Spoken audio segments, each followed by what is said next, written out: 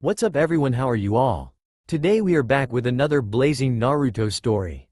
What if Naruto was neglected and become the master of 100 forbidden jutsu? If you enjoy, then please like, share and do comments, and also check the description to original creator of this beautiful creation. The village hidden in the leaves had been unusually quiet for days. One would think that a bit of peace and quiet would be relaxing, but in a village full of shinobi this could only have been the calm before the storm. This particular storm went by the name Naruto. Naruto had been practicing a new jutsu. The jutsu in question was called the Memorī no Jutsu.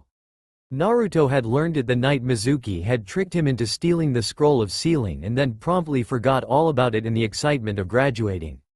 Memorī no Jutsu was supposed to allow the user to be able to peek at another's mind.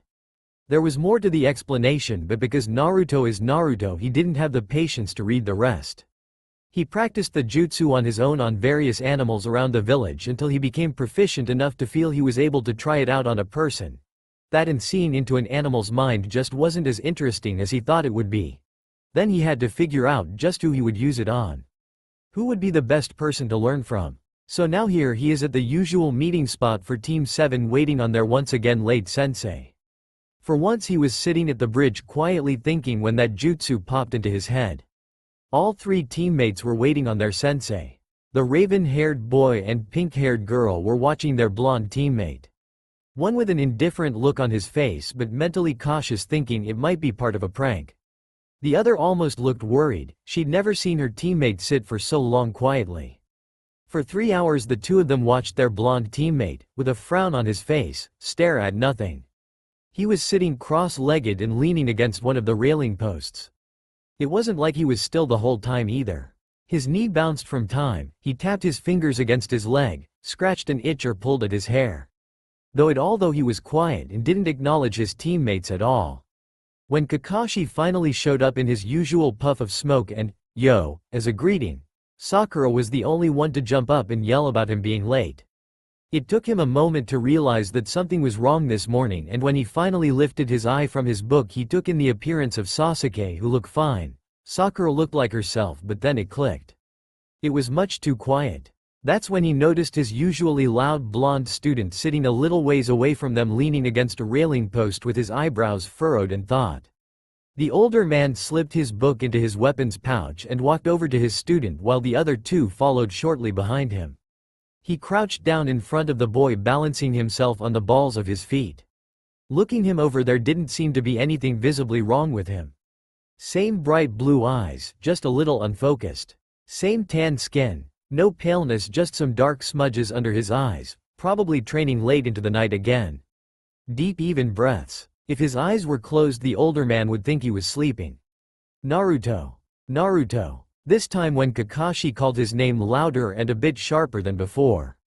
The blonde looked up, his eyes clearing as he focused on his sensei's exposed dark eye. "Eh? Kakashi-sensei, when did you get here?" was the subdued reply. "Well, you were so deep in thought that you didn't even notice me," he said, poking the boy on his hide.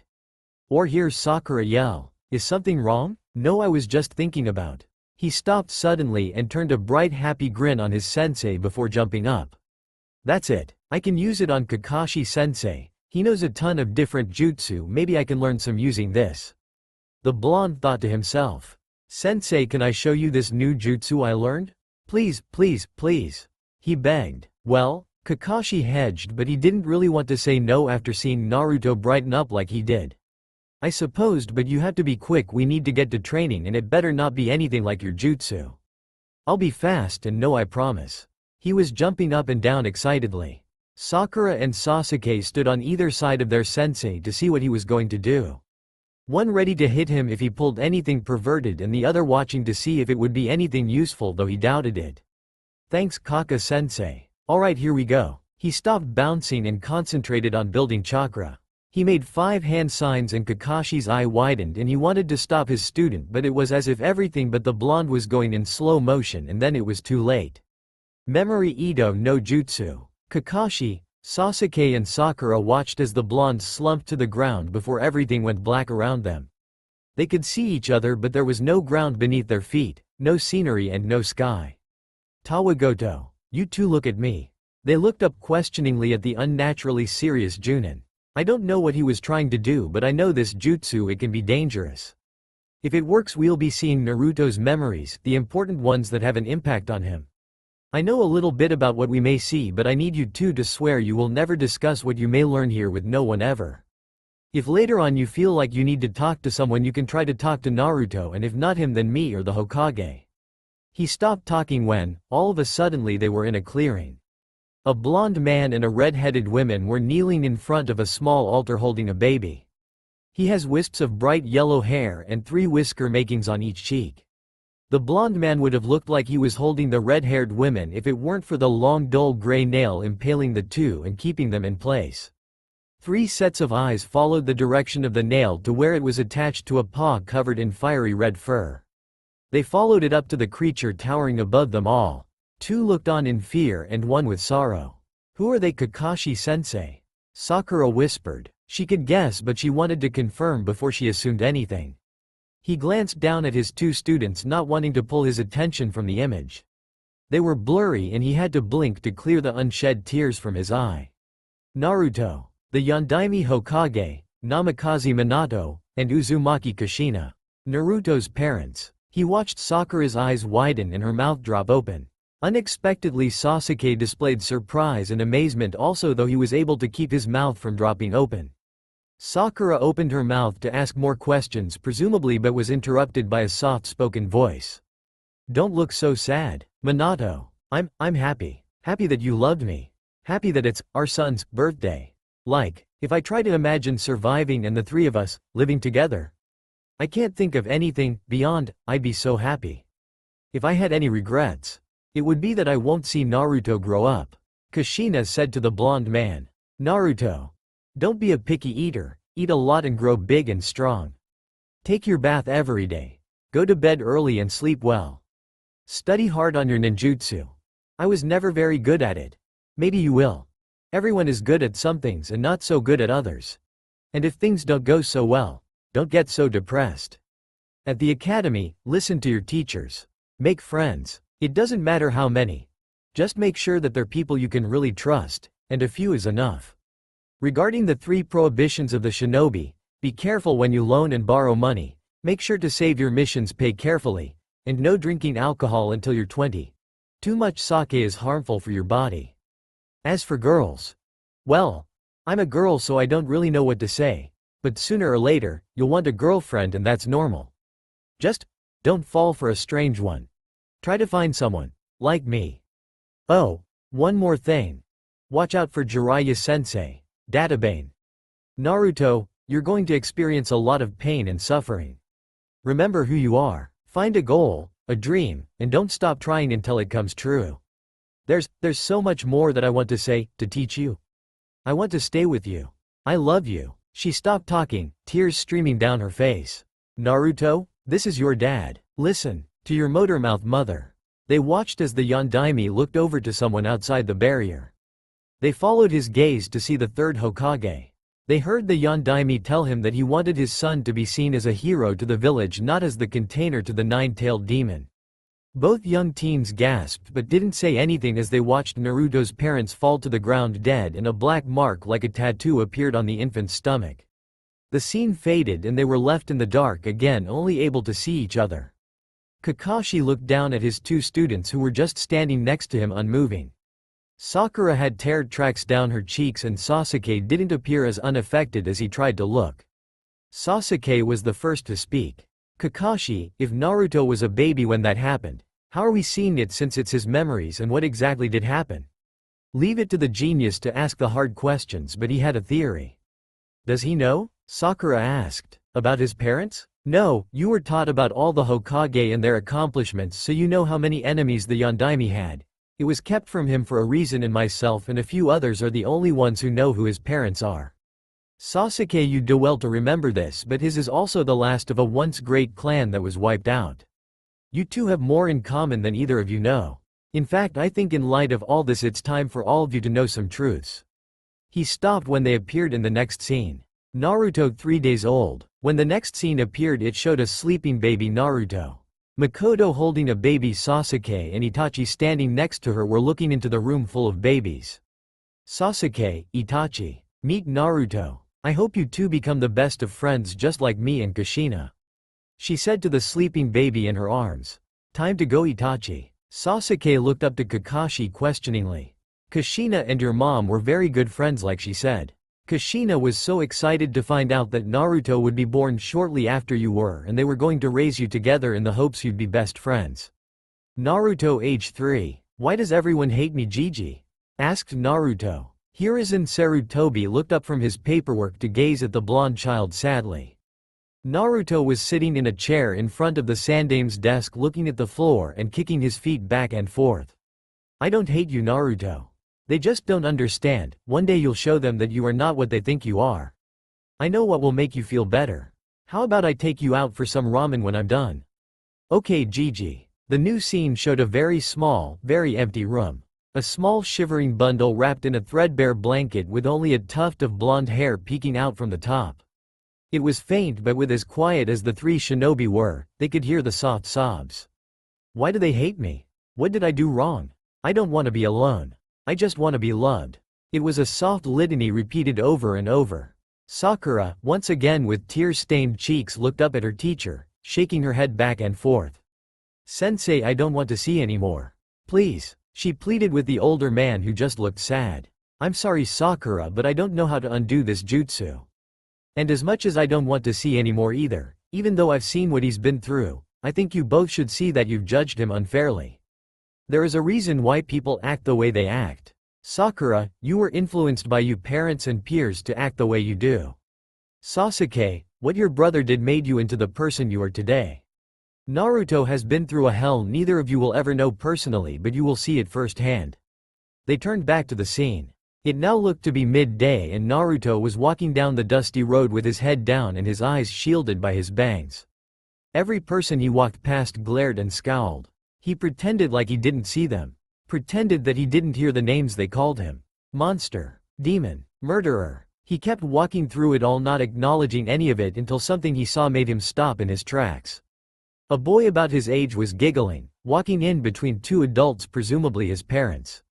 The women caught him looking at her family and shot him a venomous look before ushering her family quickly away from the child.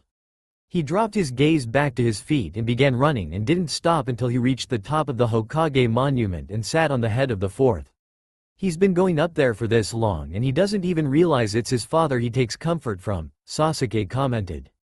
Kakashi looked over to the young Uchiha. It was the most emotion he'd ever seen on his face, and despite the circumstances he was optimistic that maybe now he'd be able to get through to these two and maybe help Naruto out in the process. They watched various scenes as he was berated and called names every day by adults and children alike.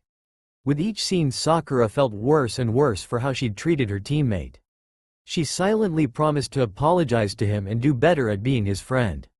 Sasuke on the other hand refused to show any pity. He knew his teammate well enough to know that pity would not be welcome. He was confused as to why he felt the need to hug him and give him some sort of comfort. They watched the next scene intently when it showed Naruto running as fast as his little legs could carry him. They could hear the harsh ragged breaths as he kept running, looking over his shoulder every so often at something none of them could see. It wasn't until he tripped and fell that they saw what, or rather who was chasing him. 3 civilian men appeared in the image surrounding the fallen blonde. October 10th, the day he turned 4. Kakashi said solemnly. How? Sasuke questioned. Kakashi just nodded to the image where an Anbu in a dog mask had shown up and scared off the men. Naruto stayed laying on the ground curled in a fetal position, his arms covering his head. You'll notice no shinobi ever hurt him even if they did look away from what was happening. The Anbu are the ones that tried to watch out for him. Unfortunately, we weren't allowed to talk to him by order of the council and we couldn't interfere with anything unless a crime was being committed. I was part of Anbu and I'm the one who found him that night.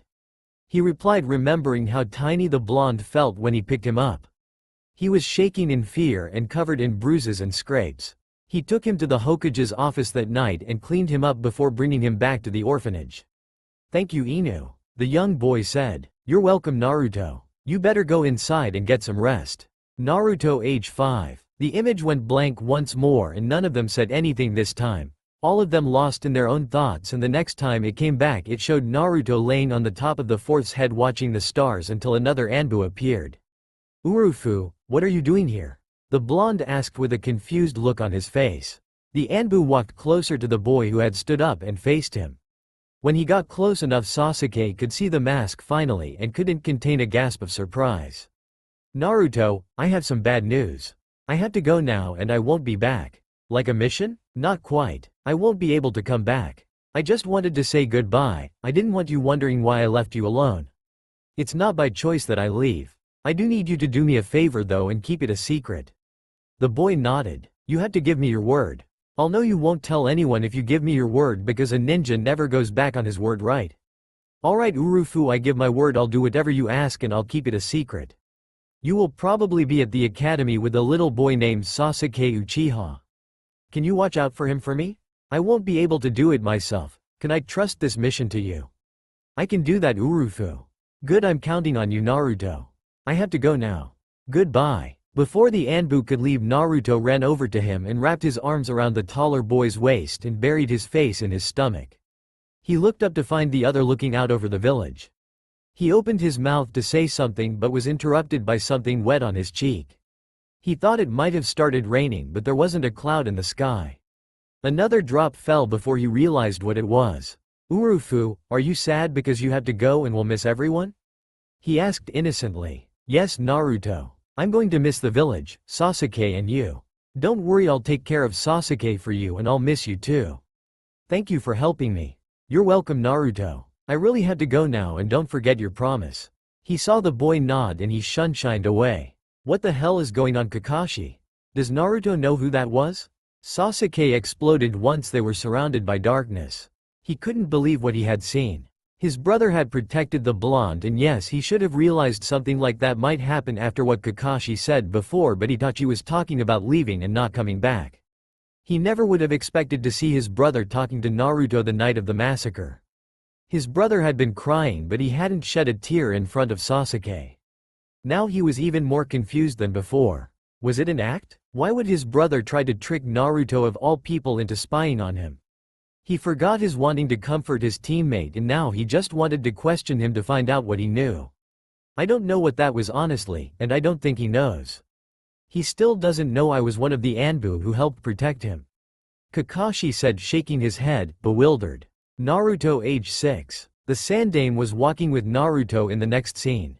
"Tomorrow you'll be starting at the academy, and with how things are going at the orphanage I figured it was time for you to have your own place.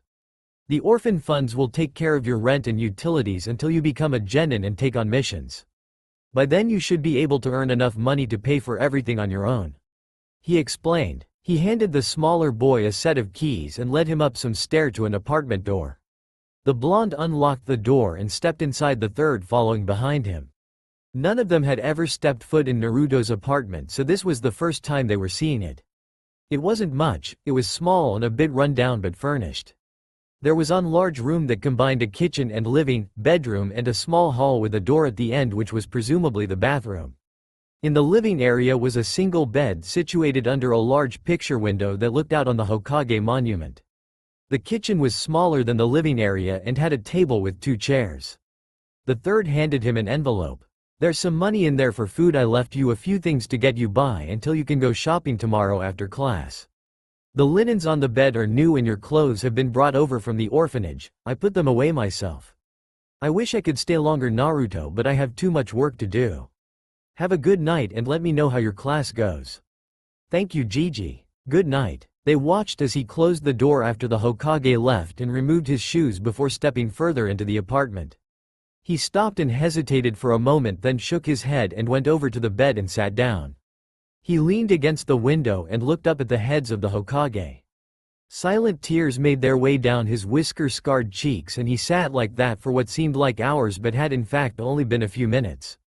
He raised his hands and wiped the tears away. "No more. I will not cry anymore," he vowed to the empty room. He stood once again, this time going to the chest of drawers and pulling out his pajamas, and disappeared into the bathroom.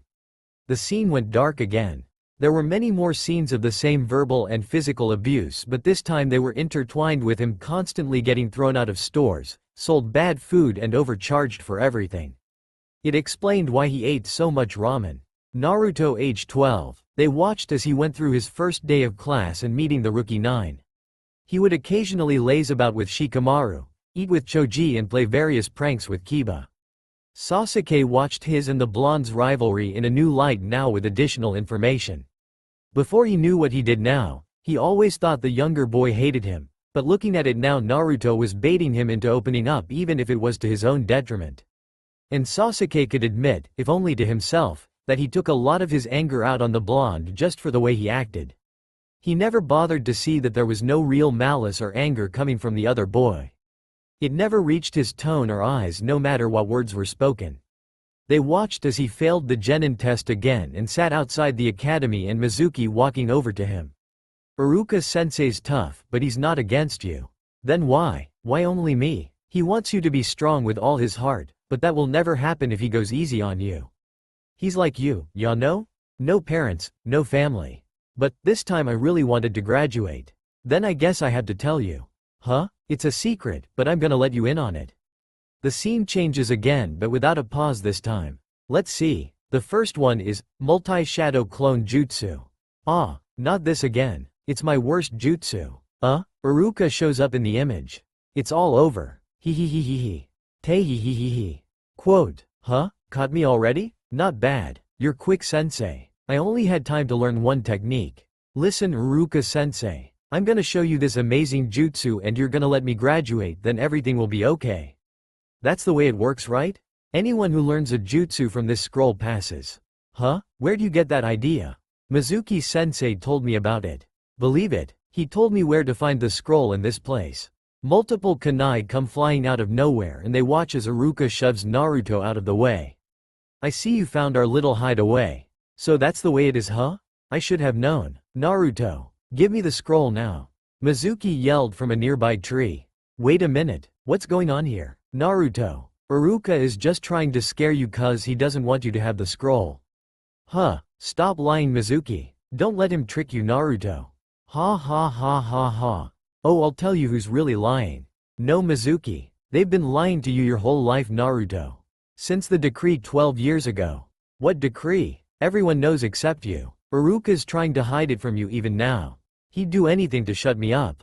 What is this decree? Why does everyone else know about it? Don't tell him it's forbidden. The decree is no one can tell you the nine-tailed fox is inside you. Naruto. Don't let Mizuki get the scroll.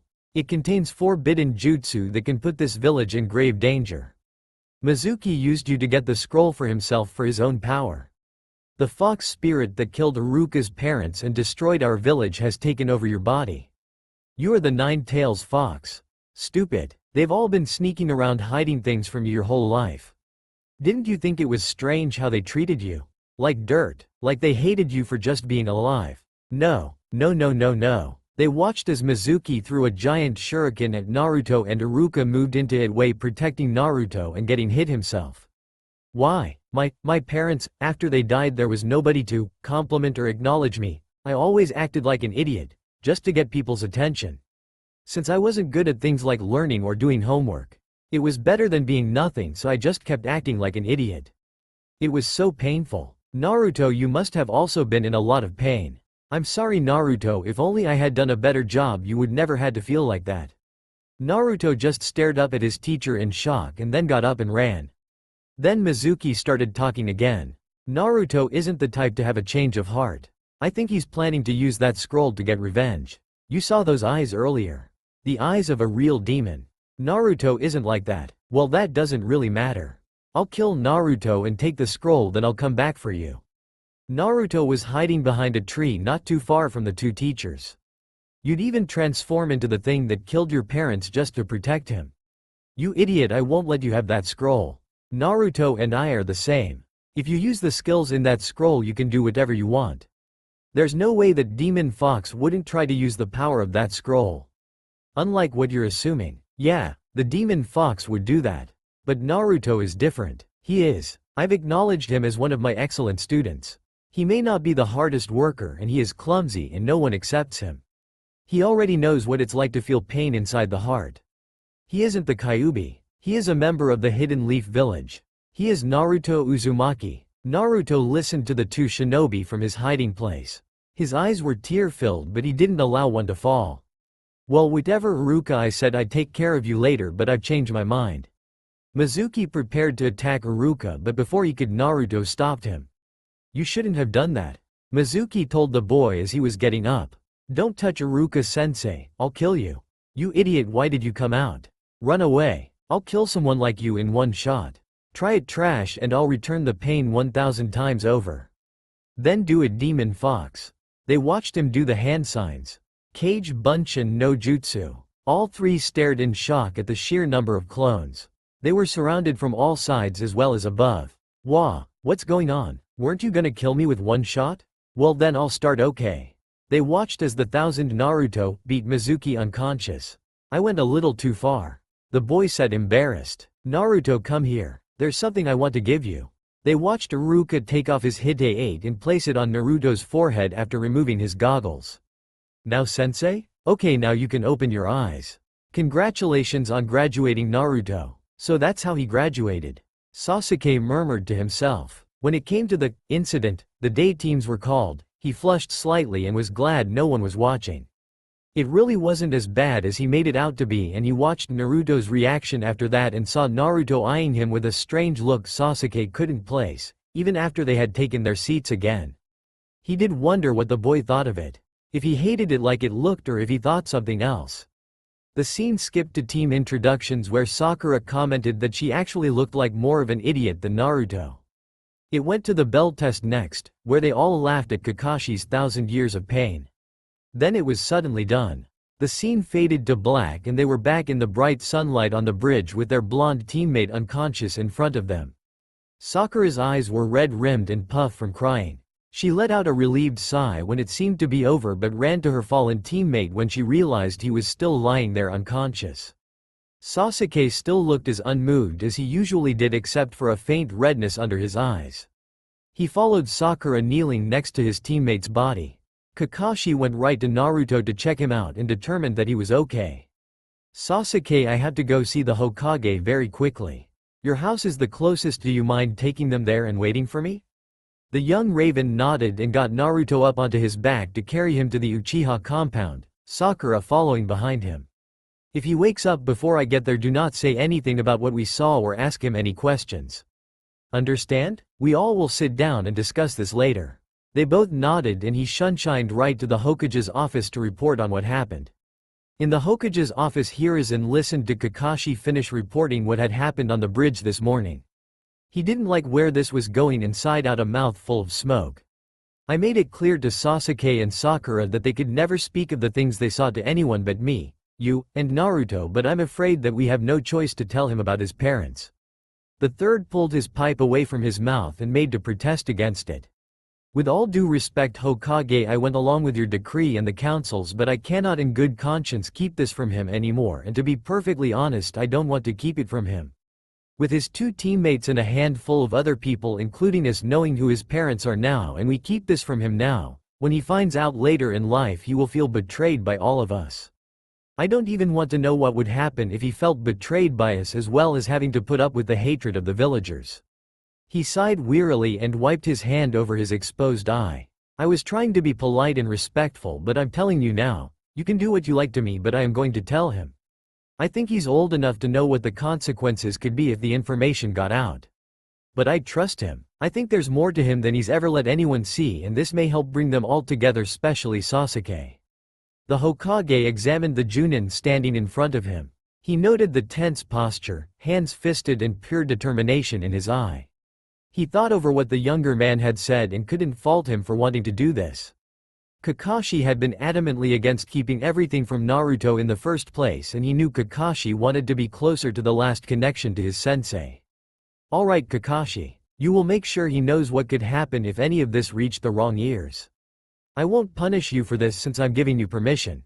And tell him I'm sorry that I had to keep it from him, and I hope he'll come see me when he's ready." "Okay Hokage, I better go see if he's awake," he said and disappeared in a puff of smoke. At the Uchiha residence, Sakura opened the door for Sasuke and followed him in. They toed off their shoes at the door and Sasuke walked into the living room still carrying the boy. He made it over to the sofa where he and his female teammate laid the blonde on the sofa. They moved the table out from in front of the sofa and Sakura sat on the floor sitting with her back leaning against it at the boy's feet. Sasuke stood next to the boy who looked like he was sleeping peacefully before moving toward the kitchen. "Would you like some tea, Sakura?" he asked, and she looked up at him startled. "Yes, please," she replied quietly. He came back some time after that carrying a tray with 4 cups and a pot of tea. He sat next to her close enough that if he turned his head a little to the right he could see Naruto's face. They poured their tea and sat there sipping it quietly. "Will he be okay? I don't know, but if he's not we will make sure he will get better." "Right. You know I hate myself a little bit for what I've done. I'm afraid he won't be able to forgive me even if I apologize. All we can do is try and be there. You're not usually this talkative. What's wrong? I've started to realize some things. To be honest, I would like you a lot more if you weren't all over me all the time. Don't get me wrong, I will probably never like you the way you want me to, but things could be better. We are teammates, we should be acting like it." Sakura turned away from him and thought about what he said while drinking her tea. Kakashi chose that moment to pop in. Still not awake? The both shook their head negatively and he sat across from them on the floor and poured himself a cup of tea also. He sat there watching his 2 students. Sakura was staring down at the empty cup in her hands and Sasuke was watching Naruto out of the corner of his eye. Kakashi waited patiently for the questions to start. "Does he really not have anyone?" Sasuke finally asked Kakashi, who looked at him in surprise. That was not a question he was expecting. "In terms of family, not that I know of. The Uzumaki clan was wiped out when his mother was still young and he is the last of the Namikaze clan since his father was an orphan. As for friends, well, he has you too, me. He's very close to the 3rd, and then there's teams 8 and 10. Sensei, do you think he will forgive us?" Kakashi smiled at her. "That's not something you have to worry about, Sakura. Why do you think he takes all the abuse from the village and never retaliates or seems to hate them? He takes it because he knows it's misplaced emotions they're feeling and they don't understand, so he lets them take their anger out on him and forgives them every time because they have all felt loss because of what is sealed inside him. He doesn't deserve that. No, he doesn't, and I'm glad to see you guys rethinking your actions. It's gotten a tiny bit better, but only because he makes himself out to be an idiot, loud, obnoxious. He just wants people to see him for him, not the demon, and when he acts like he does people see him the troublemaker, not him the container." As he finished speaking, Naruto started to stir. "Remember, not a word yet. Let me talk to him first." The 2 moved off to the side to make some space for Kakashi to kneel next to the sofa. Naruto opened his eyes and blinked rapidly. Turning his head, Kakashi was the first person he saw. "What happened, Kakashi-sensei? Where are we? First, how do you feel and what's the last thing you remember?" He sat up before answering. "I feel fine, and the last thing I remember is doing that jutsu that obviously didn't work, or I did something wrong. No, it worked the way it was supposed to. I'm not sure what you were hoping to accomplish, but you pulled us into your memories, Naruto." He jumped up off the sofa and backed away from his team. "They know?" he asked Kakashi, who nodded. No, they aren't supposed to know. I can't, they won't," he whispered to himself brokenly, both his hands tugging at his hair while he started hyperventilating. Recognizing the signs of a panic attack, Sasuke was the one who went to Naruto, who had backed himself into a corner. "Naruto, look at me," he said softly. When the boy didn't look at him, he grabbed both his wrists and tugged them away from his hair. He placed both his hands against his chest and spoke in a soft tone. "Okay, you don't have to look at me, just listen. Feel me breathing? You have to breathe with me or you're going to make yourself pass out." With his next inhale, Naruto took a deep breath, matching Sasuke. During it all, he never let the other boy's wrists go and rubbed soothing circles at his pulse points with his thumbs. He didn't take his dark eyes off his friend even after he saw him calming down. "Sasuke, how did you know what to do for a panic attack?" Kakashi asked him curiously. "I used to get them a lot after. It took me a while to figure out how to break myself out of them before I passed out," he answered while still keeping his breath slow and steady. "Are you better now?" Naruto nodded and tugged at his hands to have Sasuke let him go. Naruto lifted his head but kept his eyes trained on Kakashi, who looked back at him the same as he always had. "Thank you," he told the other softly. "Naruto, why won't you look at me or Sakura? I don't want to see you guys look at me with their eyes. I don't understand why you're being so nice to me. You hate me. I'm sorry." This made Naruto look at him in surprise. He had never heard the Uchiha apologize to anyone. Ever. I never hated you. But, you said. I know. I lied. Why? I'll tell you later, okay? He whispered loud enough for the blonde to hear but no one else. He looked behind Sasuke to see Sakura walking over to them. Sasuke moved to the side to make room for her. Once she was within arm's reach, she threw herself at Naruto, hugging him around the neck and sobbing. Completely thrown off, he just stood there, his arms at his sides. He threw a "help me" look at Sasuke, who smirked at him and raised an eyebrow as if to say, "Isn't this what you wanted?" He mouthed a no at the raven-haired boy. Sasuke looked at him with surprise and amusement. It seemed that he was learning a lot more about his teammate than he ever thought he would. He finally took pity on him. "Sakura, you should give him some space. He doesn't even know why you're crying." She backed off and wiped at her wet cheeks. "I'm sorry, Naruto. I don't get it. Why are you guys apologizing to me? I should be saying sorry for dragging you into this mess." They all looked at him incredulously. "We're saying sorry for the way we've been treating you," Sakura replied. "There was never any reason to apologize. I acted like an annoying moron was. I don't blame you for treating me like that." His two teammates shook their heads at him but didn't know what to say. "That's very understanding of you, Naruto, but I'm afraid I must apologize also. There are things I have had to keep from you. Not by choice, but still. You might want to have a seat. This talk might take a while." The three sat on the floor leaning against the sofa, the blonde sandwiched between the pinkette and Raven. Kakashi sat across from them and took a deep breath before beginning. "Well, I guess it starts with who your parents are. Your mother's name was Kushina Uzumaki and your father was Minato Namikaze." "Well, I guess it starts with who your parents are. Your mother's name was Kushina Uzumaki and your father was Minato Namikaze." He watched Naruto's reaction. He just sat there and thought about what his sensei had just said. His father was the Yondaime Hokage. When that sank in, his eyes widened comically and Kakashi snickered under his breath. "Are you freaking serious, Kakashi-sensei? My dad was the fourth Hokage? The hero of the leaf. The one who put the Kyuubi in me."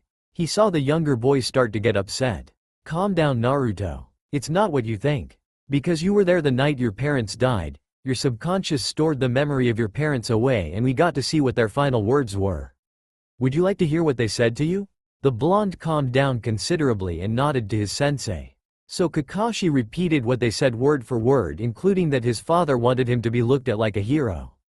He told his student about what happened that night and how his parents had given their lives for their son and the people of the village. By the time the older man finished speaking, Naruto was almost in tears. Sakura was sitting on one side holding his hand and Sasuke on the other leaning against him. He would never go so far as to hold the blonde's hand while there were people to see it. He could give some sort of contact to show his support. He gave Kakashi a watery smile, squeezed Sakura's hand and nudged Sasuke's shoulder with his own in thanks. "So does this mean I might have more family around? Do you know? Minato-sensei was an orphan and Kushina Nei's clan came from a place called Uzu Shiogakure no Sato, the hidden Whirling Tides village." He went on to tell them about the village and how it was wiped out. "My dad was your sensei, and why was mom's villages wiped out?" "Yes, Minato was my sensei. He was more than that too, like an adoptive father. After I lost my father, Minato and Kushina took it upon themselves to make sure I was taken care of, not that I didn't appreciate it. I loved them both like family and I miss them. They were both great people and loved by many." Her clan, the Uzumakis, were masters of Fuinjutsu. For that they were feared by many nations. "The fall of Uzu Shiogakure will always be one of our biggest failures." He stopped, lost in his own thoughts. The three students watched their teacher become immersed in his past. They all could see the pain he was in that he always kept hidden from the world. Naruto let go of Sakura's hand and nudged Sasuke again to get him to sit up so that when he moved the other wouldn't fall over. He got up and went and knelt in front of his teacher, wrapping his arms around the Junin's neck.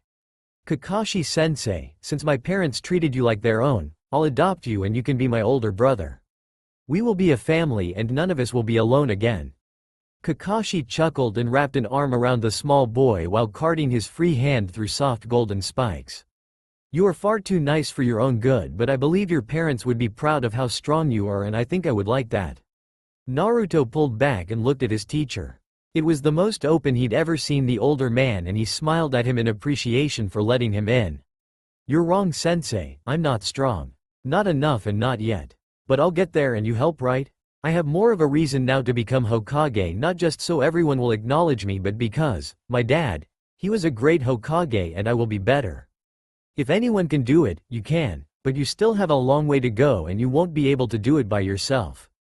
I know. You'll be there." He turned to look at his teammates. "And so will they." Sakura gave him a smile and a nod. Sasuke inclined his head and smirked at him, though it was softer than normal. "That's how it should be. Never forget the words I said after the bell test.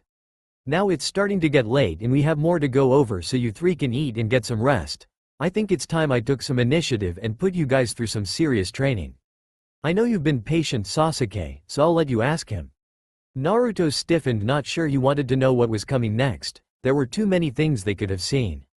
Things he never wanted anyone to know about. But, instead of asking a question, he told Naruto about one of his memories. "I didn't know this before, but my mom and your mom were friends. She brought me and my brother to see you in the hospital after the Kyuubi attack. I'm glad you're such an idiot sometimes," he said with a smirk. "We wouldn't have known any of this and you probably would have kept everything to yourself."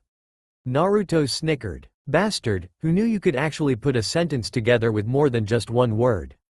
That was nice to know, but Kakashi-sensei said you wanted to ask me something. Urufu, what do you know about him?" Secretly he was glad none of them brought up the abuse he went through because of the villagers. "If you're asking if I knew who he was, then the answer's no. There's only one Anbu that I know, and that's Kakashi-sensei." The older man actually looked surprised, and Naruto just shrugged and answered the unspoken question. "It's your scent. It's hard to explain sense. You smell like steel, and I guess I'd have to say home. Something comforting and familiar. I could probably tell you who the rest were by smell also, but since Urufu left and I'm assuming never came back, I wouldn't be able to point him out."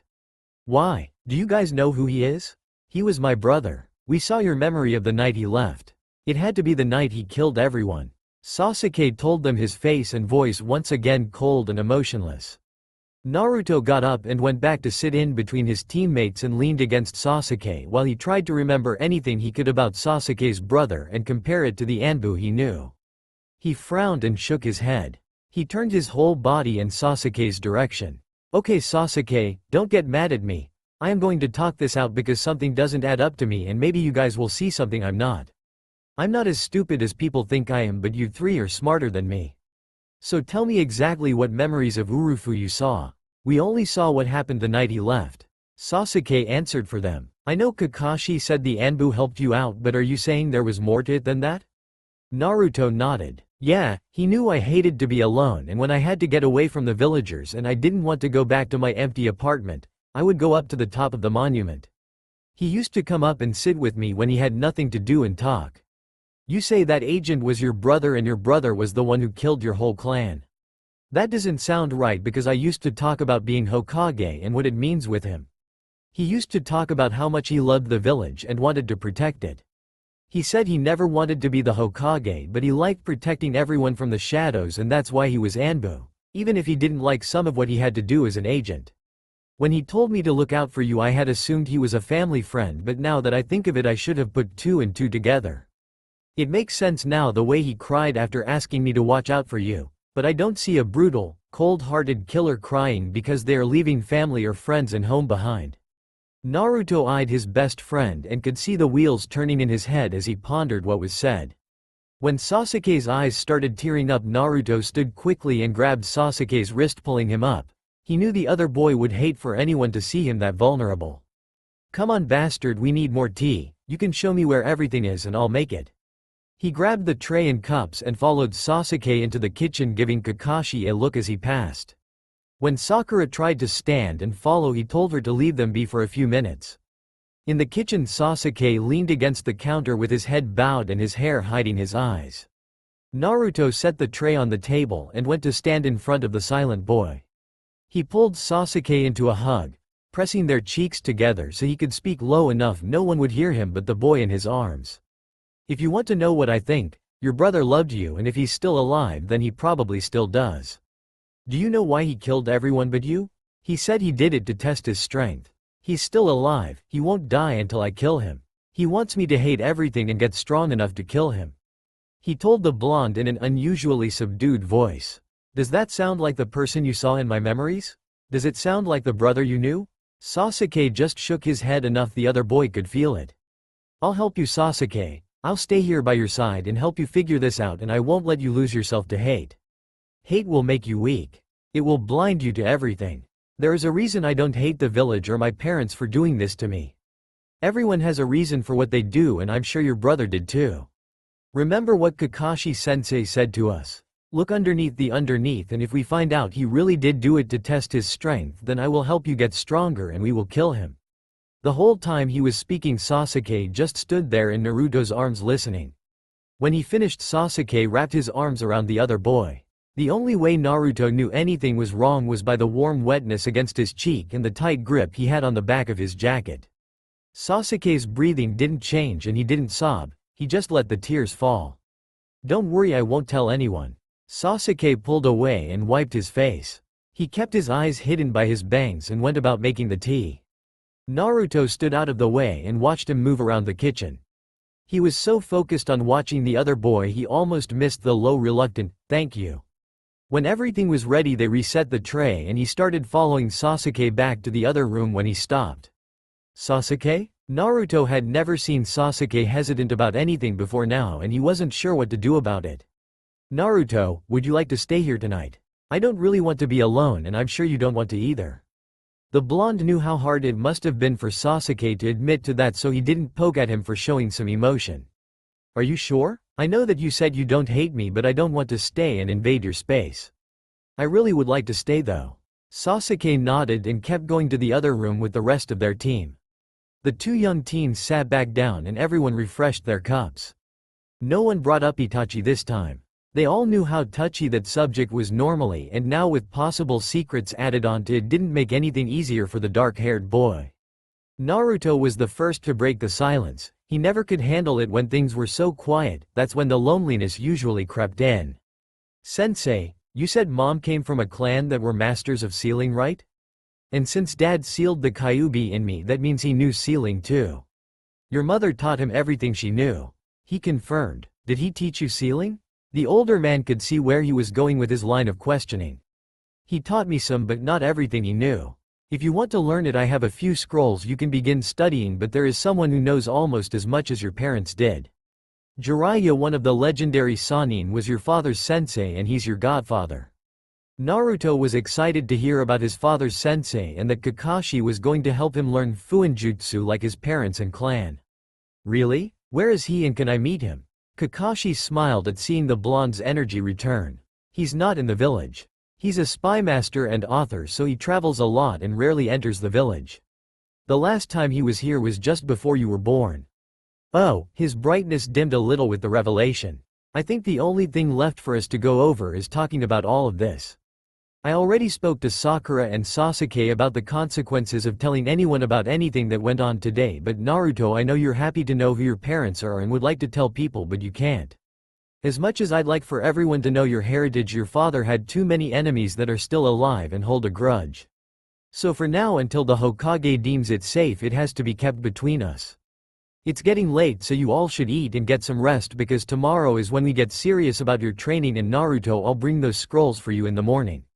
"Okay, Kakashi-sensei, and thank you," he said with a smile. He nodded at the three of them and disappeared in a puff of smoke. The three young teens sat there for a few minutes in silence after their teacher left. Since Naruto was staying the night, Sasuke figured they all might as well eat together and get used to this new team dynamic, so he invited Sakura to stay for supper and hoped she didn't revert back to being a fangirl. Sakura grabbed the tray and followed the two boys to the kitchen. "I'm sorry I don't have any ramen," he told his blonde friend, who shrugged. "It's fine, I do like ramen a lot, but I will eat other things too. It's just, I don't have much of a choice but to eat it all the time. It's cheap, easy to cook, and won't spoil. The villagers give me a hard time when I shop, and I use a henge when I can, but some of the shops are run by former ninja, so it can be hard," he told them, his voice indifferent. Sakura was sitting at the table watching Naruto clean out the teacups and pot, and Sasuke was gather things together to cook. "I'm sorry, Naruto, I wish you would have told us. We could have helped," Sakura told him. Don't take this the wrong way, but there are very few people I trust, and you two didn't give me any reason to believe that if I told you about the Kyuubi and how the villagers treat me, that you guys would treat me the same or worse. I'm glad that you guys took it as well as you did and understand that I am not it, but honestly I expected worse. Sakura opened her mouth to argue, but Sasuke saw her as he turned from the stove and stopped her. He's right, and you know it. I gave him every indication that I hated both of you and Kakashi. And you were physically and verbally abusive. Her mouth shut with a snap and she looked down at her lap in shame. He turned back to the stove before he spoke again. All of that stops now. We are a team and we will act like it. No matter what, we will have each other's back. Kakashi-sensei was right, we don't abandon our teammates.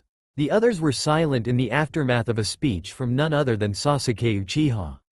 He figured they were just stunned and turned back to the stove. When Naruto came to stand beside him, he eyed the blonde without turning his head and saw blue eyes shiny with unshed tears but a small genuine smile on his face.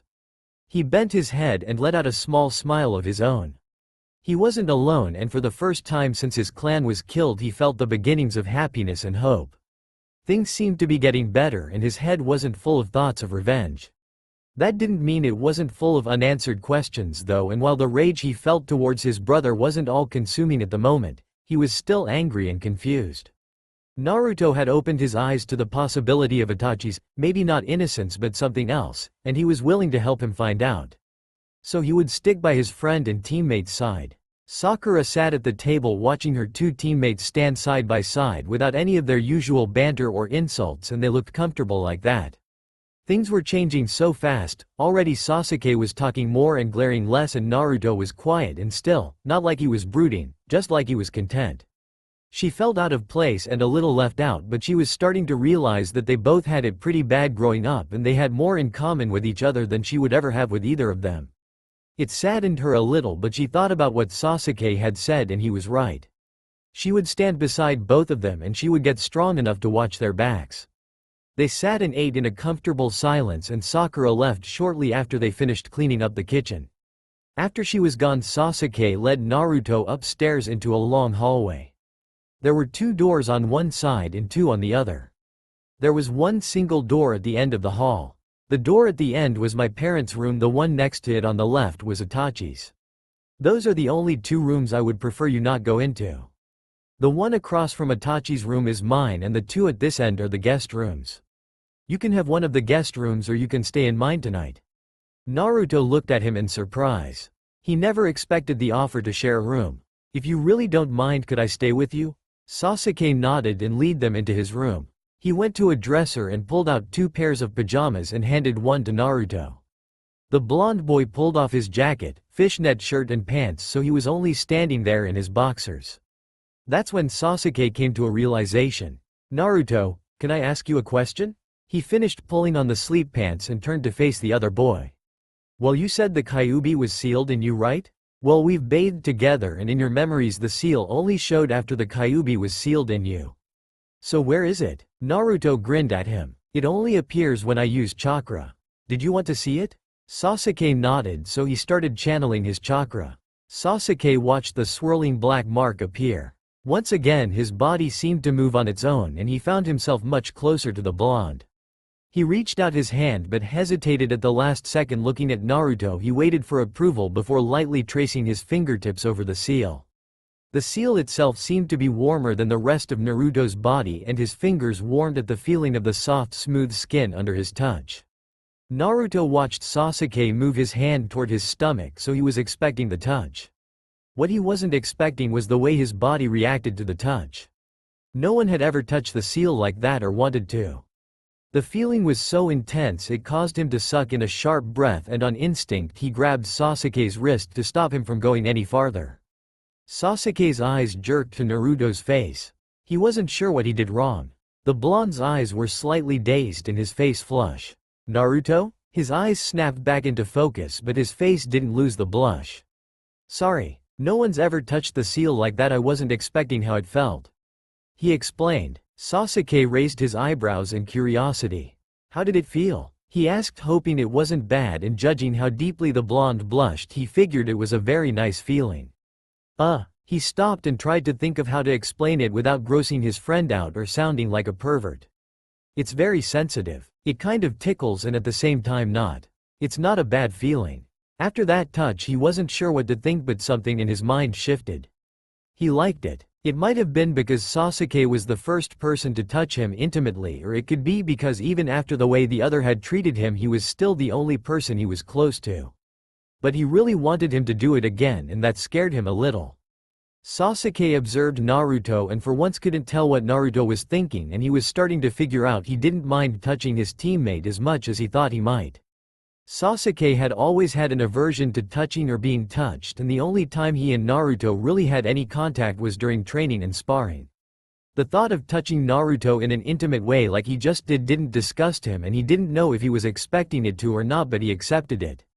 His teammate was still young and not grown into himself yet, so he wasn't beautiful or pretty, but he was attractive both in looks and personality, if he ignored Naruto's loud, obnoxious ways. Knowing who his father was gave him a glimpse of how the blonde would look in the years to come, and since he was almost identical to the fourth, that was promising. Not that looks were everything, but they were a part of the attraction. The first kiss they had, even though accidental, wasn't that bad, and now he wondered what Naruto would do if he put his hand back on his stomach and tried that kiss again, this time on purpose. "Did you like it?" Naruto lowered his head but still answered the question in a whisper.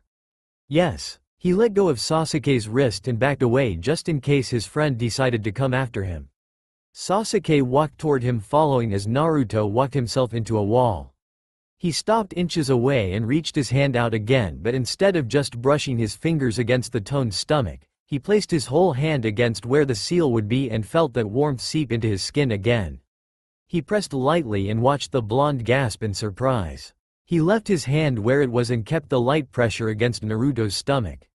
The other boy was panting heavily and his face flush. Sasuke paused and revised his earlier thought. Now the boy before him was beautiful. He didn't even have to think twice about what he wanted to do. He just leaned in and captured firm, damp lips. There was a second of hesitation before Naruto responded to the kiss. It wasn't their true first kiss and it wasn't experienced, but it was nice. He knew it would only get better if they let it go that far, and right now Sasuke wanted to. He wanted more with this person. The one who wanted to be his friend before anything else and never gave up. This person who tried to see past his cold mask, who wanted to stand beside him through everything, and that sounded so good. More would come later, though they had enough time. Right now he would take this and be happy and not think about anything else except warm lips against his and smooth skin under his hand. Naruto pulled away, panting against his lips. Sasuke licked his lips and ended up licking the blonde's at the same time, which wrung a startled sound from Naruto's throat. "Sasuke, you gotta stop. I can't take any more," Naruto said in between gasps.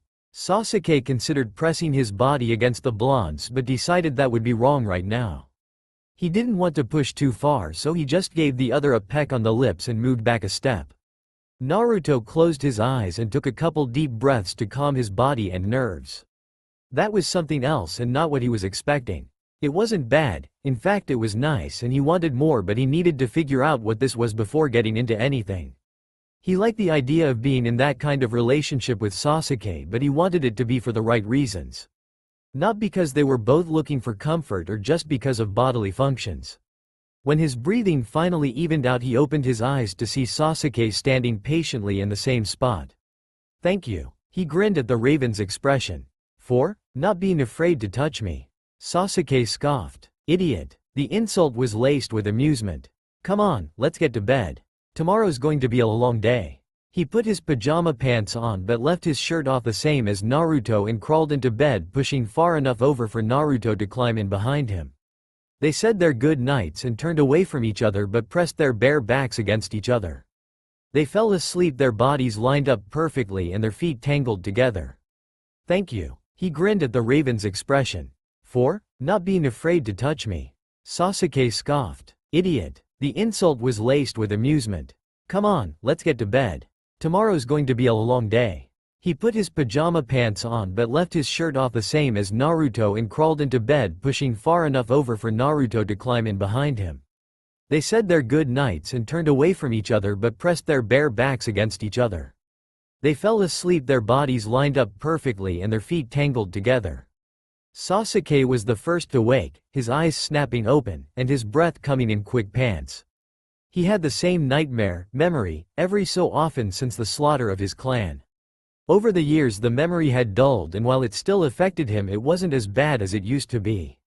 Last night's nightmare was like living the experience all over again.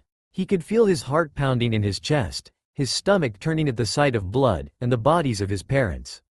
The copper taste of blood was sharp on his tongue with every inhale, and the smell was thick and cloying. Sasuke closed his eyes against the memory and tried to center himself, but as soon as he did that, his brother's voice echoed in his mind, in his eyes, those cursed eyes, stared back at him from behind his closed eyelids. "Curse me, hate me, run away, when you have the same eyes as I do, come before me." The Mangekyo Sharingan. He knew what it was, what it did, and how to get it. It had taken Sasuke a long time and digging deep into the Uchiha archives, but he found it. When he did, it cleared up a lot of things Sasuke didn't understand. Shisui, Itachi's best friend. Shisui, who played and trained with Sasuke when Itachi was too busy. Shisui, who looked like an Uchiha but didn't act much like one. He smiled, laughed and teased the brothers. He kept them from retreating behind their apathetic masks.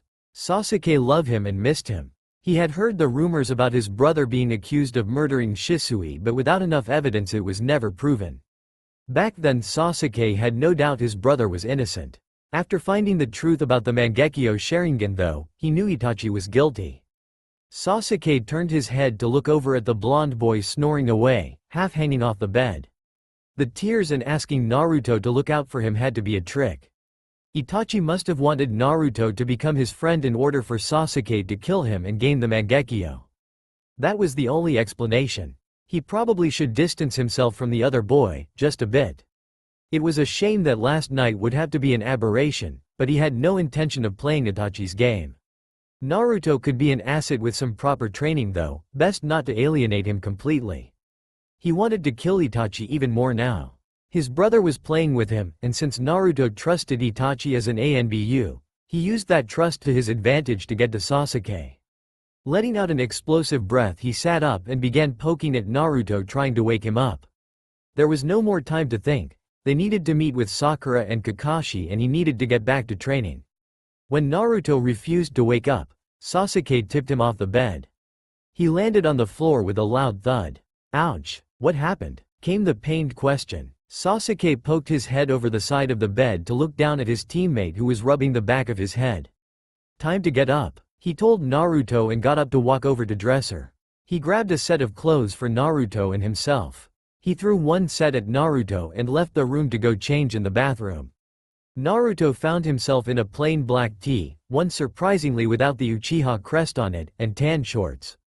They ate a light breakfast and left to meet Sakura and their sensei. They did all this without saying much of anything or bickering the way they usually might. It was odd for Sasuke to see Naruto not being an overly excitable idiot. Not that he minded, this Naruto was much easier for him to deal with. He could see that the blonde was still his usual happy self, just not bouncing around like he normally would be. When they had to walk through town, it was a different story. His friend's mask came back full force. The over-the-top smile, bouncing around, and non-stop chatter. Sasuke tuned him out like he normally did and just watched Naruto out of the corner of his eye. He wanted to slap himself in the face. How could he have been so blind to not see how fake the whole act was? Naruto's smile was too wide and forced, his eyes were almost closed so you couldn't see them, and his chatter was about absolutely nothing. Then he started hearing the whispered comments as they passed. He had seen the looks towards his blonde teammate before but had been so wrapped up in himself he hadn't paid them any mind. He usually blocked everyone out unless he had no choice, so he had never really heard what they said. It was degrading and he didn't know how the other boy put up with it. Sasuke kept up his normal apathetic look and gave no indication he was listening to the villagers or Naruto. Naruto fell silent once more as they moved toward the training grounds. Before too long they reached their meeting place where Sakura was already waiting for them. Sakura was sitting on the railing looking at her feet kicking back and forth. When she heard them approach, she looked up and realized that she heard their footsteps, not talking or arguing.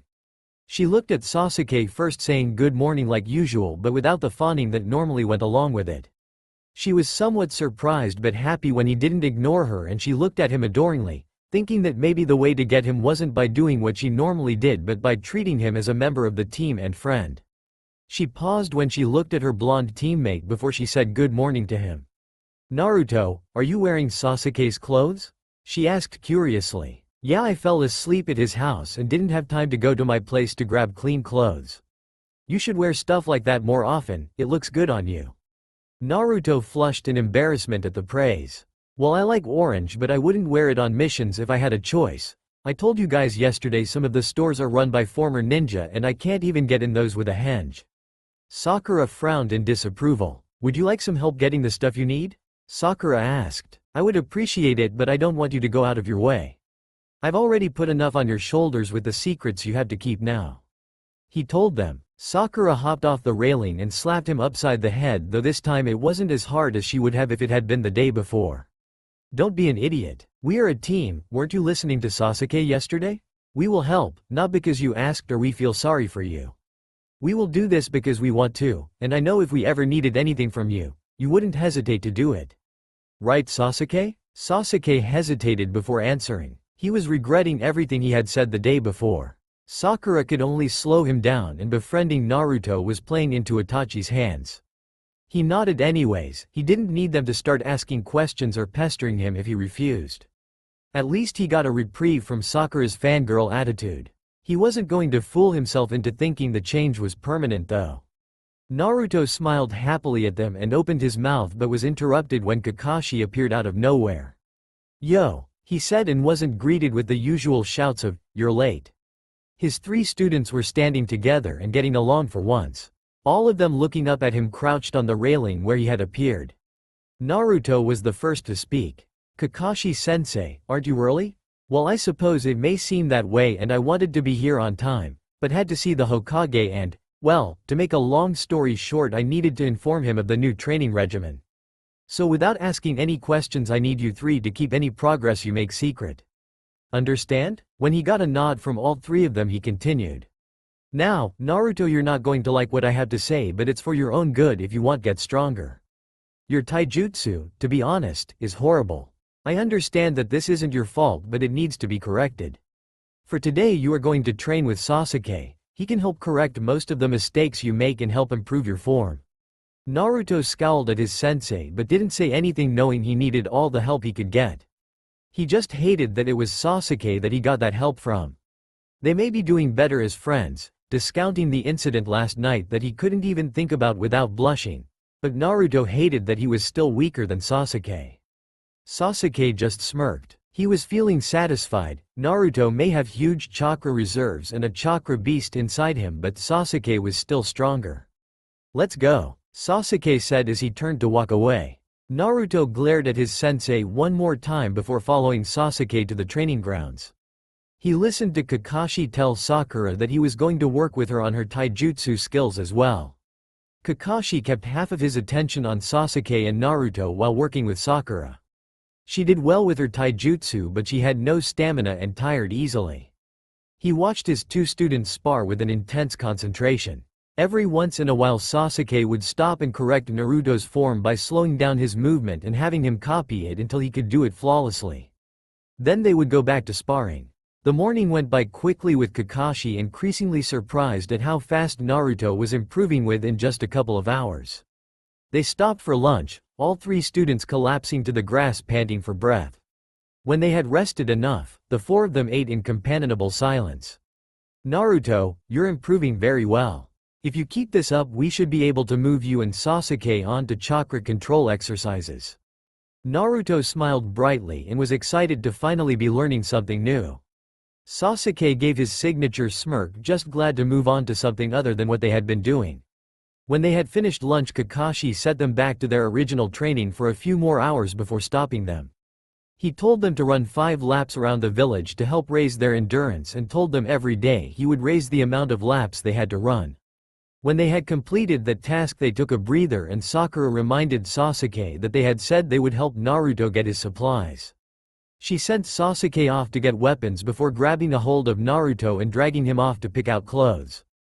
Naruto let Sakura take the lead, not really arguing with her about the outfits she had picked out. It didn't really matter to him what he wore. He was just happy to be out doing something nice with his teammates. Well, teammate. Sasuke may have been out with them, but he wasn't in sight. When they finished, they headed to Naruto's apartment where Sasuke was waiting for them. Naruto took the bag from Sasuke and paid him for the supplies. He asked the other boy if he wanted to come in. Sasuke shook his head and left, waving a hand as he did so. Sakura shook her head and followed Naruto in, carrying one of the bags for him. She looked around, slightly surprised at how tidy his apartment was. It wasn't spotless, but it was cleaner than what she would have expected from a 13-year-old boy who lived alone. When he asked if she wanted to stay for supper, she declined. She slipped her shoes back on and got ready to go. Naruto thanked her for her help and closed the door behind her when she left. Naruto went about putting everything away and started to make something to eat. Afterwards, he showered and got ready for bed. He lay there for a little while, thinking about his teammates and training, before letting sleep take him. On days they had missions, they worked to complete them by lunch, and afternoons were reserved for endurance training. On days they didn't have any missions, mornings consisted of taijutsu training, and after lunch was more endurance training. By the fourth day of their altered training regimen, Naruto had caught up to Sasuke's level in taijutsu and they resumed their rivalry, each boy trying to one-up the other, throwing in complex moves until they were both fell to the ground, beaten, bruised, and exhausted. Kakashi called an early lunch and informed them that the next training session would consist of teamwork training. He had them do their 20 laps around the village and let them go early. The next 3 days consisted of Kakashi teaching them mission formations and their individual roles in the team. He ran them through different mission scenarios that they could encounter. By the end of day 7 they were up to 35 laps around the village without too much difficulty. The week flew by and their skills improved drastically as well as their teamwork. Sasuke had reverted back to his normal apathetic self. He was less antagonistic towards his teammates but made no effort to get closer to Sakura and Naruto. Sasuke and Naruto's rivalry was as strong as ever. Sakura and Naruto started to develop a more familial bond when, after the night at Sasuke's house, Naruto realized he thought Sasuke was prettier than Sakura. Naruto, more often than not, had Kakashi over for supper, where they would spend their time talking about his parents and Kakashi's training under the Yondaime. Afterwards, Kakashi would work with Naruto on his sealed training. For once, Naruto was at peace and completely happy. Not even the villagers could bring him down because now he knew he had people who like him for himself no matter what he carried in his body. On the 8th day they received their first C-ranked mission.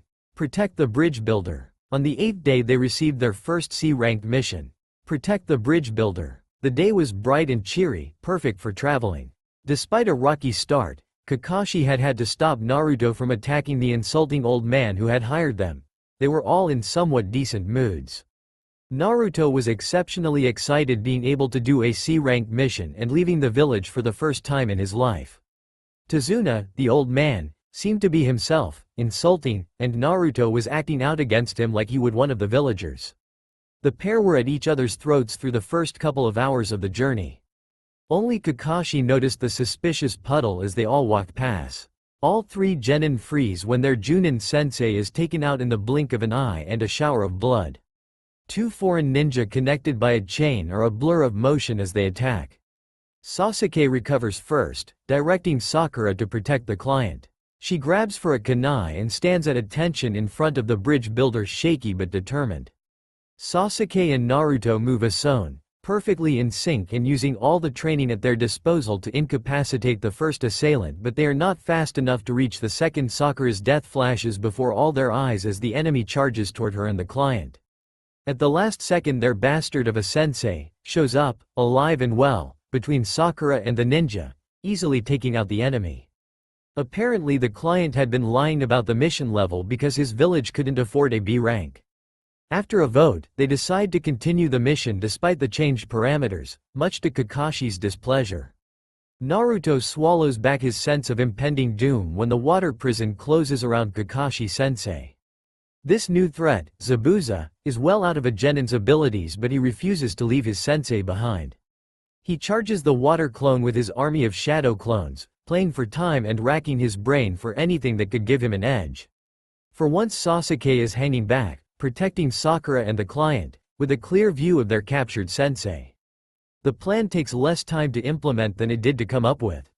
Their sensei is free in seconds, all thanks to Naruto and Sasuke's flawless teamwork, and Zabuza's body is taken by a hunter nin from Kiri.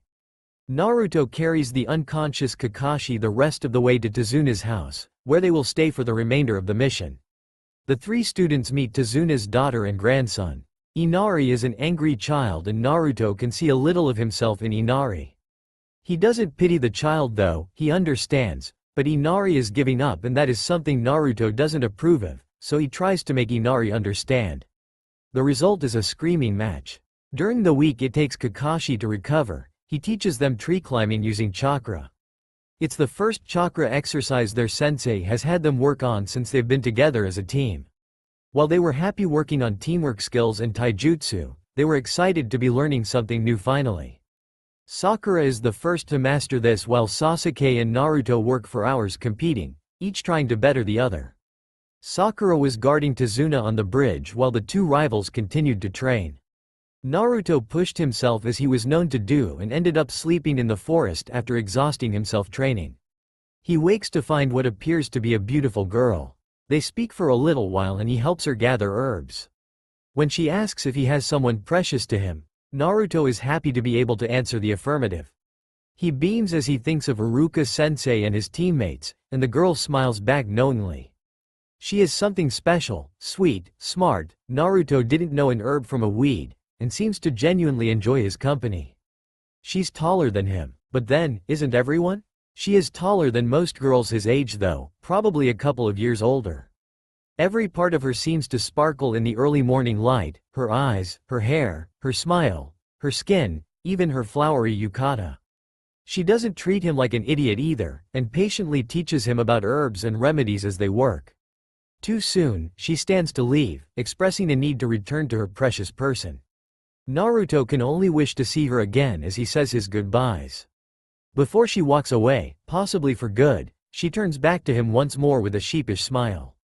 By the way, I'm a boy. Naruto almost freaked out to know the person he had been conversing with was not in fact a beautiful girl but a very attractive boy. However, recalling what had occurred between himself and Sasuke some weeks ago, Naruto decided it really wasn't that big of a deal and went back to Tazuna's house regretting not getting the boy's name. A hero always shows up at the last second. Kakashi was fighting Zabuza while Sasuke was facing off with the masked ninja from before when Naruto finally made it to the battle on the bridge. Naruto had been held up dealing with a couple of thugs who had attacked Inari and his mother. He didn't stop to think about what he was doing. All Naruto was thinking about when he appeared at Sasuke's side was helping him fight. Protecting someone important to him. Those words still echoed in his head. The ninjutsu used was like nothing Naruto had ever seen or heard of. They tried everything to break the ice mirrors but nothing was working. Then the unthinkable happened. Sasuke jumped in front of him and took an attack meant for Naruto. Blood splattered Naruto's face, warm and wet. There were so many needles. The blonde lay there on the ground staring up at his teammate in stunned horror. That wasn't supposed to happen. He was supposed to protect Sasuke, not the other way around, and Sasuke may not hate him but the Uchiha certainly didn't like him no matter what he wished to believe. The distance Sasuke put between himself and Naruto proved that. So why? Then Sasuke was in his arms not moving. Not breathing. Naruto was trying to get strong enough to protect his precious people. Sasuke was one of them. He was special to Naruto and he failed to protect him. There was no time for grief, no time to let the tears that had gathered in his eyes fall. Right now there was only time to fight. Naruto saw red. Rage overtook grief and all he wanted was to kill the masked ninja that took Sasuke, his best friend and rival, away from him. Naruto was no longer tired and bleeding. So he struck, hitting the masked ninja and sending him flying through the previously unbreakable ice mirrors. That wasn't the biggest shock though. The biggest shock came when the ninja stood and his mask shattered and fell from his face in pieces. Naruto froze, his fist inches from contact, in recognition. The beautiful boy from the clearing. A person Naruto thought he could become friends with. Someone who taught him an important lesson about being strong. Naruto was torn. This ninja killed Sasuke and he needed to die for that, but Naruto simply could not make his body move to complete the attack. Naruto had no answer when the boy asked him why he stopped. He just let his body move and hit the boy, knocking him back into the ground. The boy spoke of pity while wiping the blood from his mouth, and Naruto knew that wasn't why he stopped. Naruto needed answers. He wanted to understand what made the boy want to do what he does. He got his answers, and they were more than what he was expecting. Here stood a boy too similar to himself for comfort. Someone else considered a monster for something he had no control over. Another person looking for recognition and acceptance, but the other ninja wanted those from only one person. Someone who saw him as a tool, not a monster. Someone who saved him. The boy wanted Naruto to kill him. Naruto pulled out a kunai and moved towards the beautifully sad ninja, but hesitated. He knew the other boy like he knew himself and didn't want to kill him, even though a part of him was still demanding vengeance for Sasuke. He raised the kunai slowly while the other ninja stood in front of him, passively waiting for his death. At the last second though, the boy moved inhumanly fast. Naruto, thinking he changed his mind, chased after him. He didn't hear it at first. The sound of chirping birds. A sound that was out of place, and he couldn't fathom why he was hearing that now. Then he saw it. His sensei, his hands surrounded with blue lightning, running towards Zabuza. The boy running in the same direction, and Naruto saw it all happening in slow motion. The boy wasn't trying to get away. He was going to save the one person in his life who mattered by sacrificing himself. Naruto knew what was going to happen. He was pushing himself as fast as he could go, but he wasn't going to make it in time. He didn't know why he needed to stop it from happening, but he wanted to stop them. So he screamed as if his own life depended on it for Kakashi to stop. He watched the unmasked ninja run in between Kakashi and Zabuza. Naruto froze just steps from the three of them, thinking it was too late. Naruto watched the young ninja fall to his knees, blood soaking into the torn cloth of his shoulder. He saw that Kakashi just scored a glancing blow to the boy, nothing serious, and his sensei had his hand buried in Zabuza's shoulder. A serious wound, but the older ninja would be in some serious pain but would survive. Naruto could only breathe a sigh of relief. Zabuza hasn't moved an inch, and he stays standing there with an almost bored look on his face, even with Kakashi's hand wrist deep in his shoulder. When Zabuza starts thanking Haku, the young ninja, for being useful, Naruto loses his temper, and before Kakashi can warn his student to stay back, he is there towering over the boy still kneeling on the ground in front of Zabuza. Kakashi was forced back a few steps when Naruto pushed his way in between the three shinobi. Zabuza merely grunted when Kakashi's hand was pulled from his body. Kakashi relaxed his stance minutely. Zabuza's arms were useless, and the boy at his feet was giving no indication he was going to move, so he stood watch. Naruto opened his mouth to speak but was interrupted before he even began. Why? All three standing ninja looked down at the boy still kneeling before them. Why what? Naruto asked. Why didn't you kill me when you had the chance? You weren't defending yourself and you weren't attacking me. If I had killed you, it would have been revenge, not justice. I won't go down that path. Naruto tilted his head back to look up at Zabuza, preparing to give the missing nin a piece of his mind, when another voice interrupted them. Gato showed up with 100 of his underlings. They listened to him brag about the others he had hired and killed. He never planned to pay any of them, and now he was going to do the same to Haku and Zabuza. Kakashi, I'm sorry. This fight is over. Now that we have no reason to go after Tazuna, we have no reason to fight you. Zabuza said after Gato's big speech. You're right, Kakashi replied. The old man wasn't quite finished though. He lifted his cane with his undamaged hand and pointed it in Haku's direction. I owe you. You squeezed my arm until it broke. Naruto moved in front of Haku, blocking him from the old man's sight. From the corner of his eye he noticed Zabuza hadn't moved at all. Aren't you gonna do anything? He's your friend, and that guy is not only stabbing you in the back, he plans to hurt or kill Haku. He shouted up at the older ninja. Shut up, kid. We were used by Gato just like I used Haku, that's all. I already said it, in the world of shinobi there are those who use and those who are used. We shinobi are simply tools. What I wanted was his blood, not him. Naruto looked down at the boy he now knew as Haku. He had his head bowed and he was still kneeling at Zabuza's feet. Do you really mean that? Naruto heard Gato make a comment about annoying kids but ignored it. He pointed down at Haku as he shouted his words at the older ninja. He really loves you. You are like family to him. He loves you enough to put his own life before yours. Do you really feel nothing? If I become as strong as you, will I really become like you? He was going to throw his life away for you. Without his own dream, to die as a tool? That's just too sad. Naruto could feel the tears streaming down his dirty cheeks and couldn't stop them. He wanted to take Haku away and show him that he is better than a tool and that there are people out there who would appreciate the sacrifice he was willing to make. Naruto's eyes were trained on Haku's bowed head when Zabuza spoke. Kid, you don't need to say any more. Naruto raised his head quickly in surprise at the hesitation he heard in the man's voice. What surprised him even more was the moisture welling in the older shinobi's eyes. It hurt him having to fight you, he's too kind. I'm glad we got to face you guys. You may be right, kid. A shinobi is still human. We may not be able to become emotionless tools. Let me borrow your kunai, kid. Naruto threw the kunai in Zabuza's direction, curious as to what he was going to do with both his arms useless and a fairly deep wound in his shoulder. He watched Zabuza catch the weapon with his teeth and nudged Haku in the back with his knee. Haku tilted his head back to look at Zabuza, who motioned in the direction of Gato and his gang. Haku smiled at him and nodded.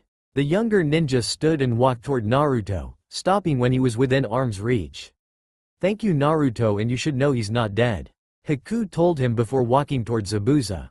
Huh? Naruto replied dumbly. It took him a moment of analyzing Haku's statement before he understood what the boy meant. Sasuke wasn't dead. Haku didn't kill him. By the time that realization set in, Gato was shouting for his army to kill everyone and Zabuza was speeding toward them with Naruto's kunai clenched between his teeth and Haku behind him preparing his own attack. The gang of thugs was confident they would win against both Zabuza and Haku until Zabuza reached those on the front lines and carved through them like they weren't even there. Zabuza cleared a path through a majority of the ones protecting Gato, while Haku was taking out the ones that were falling in behind Zabuza, but it was soon becoming clear to Naruto and Kakashi that just those two wouldn't be enough to kill them all, not in the condition they were in.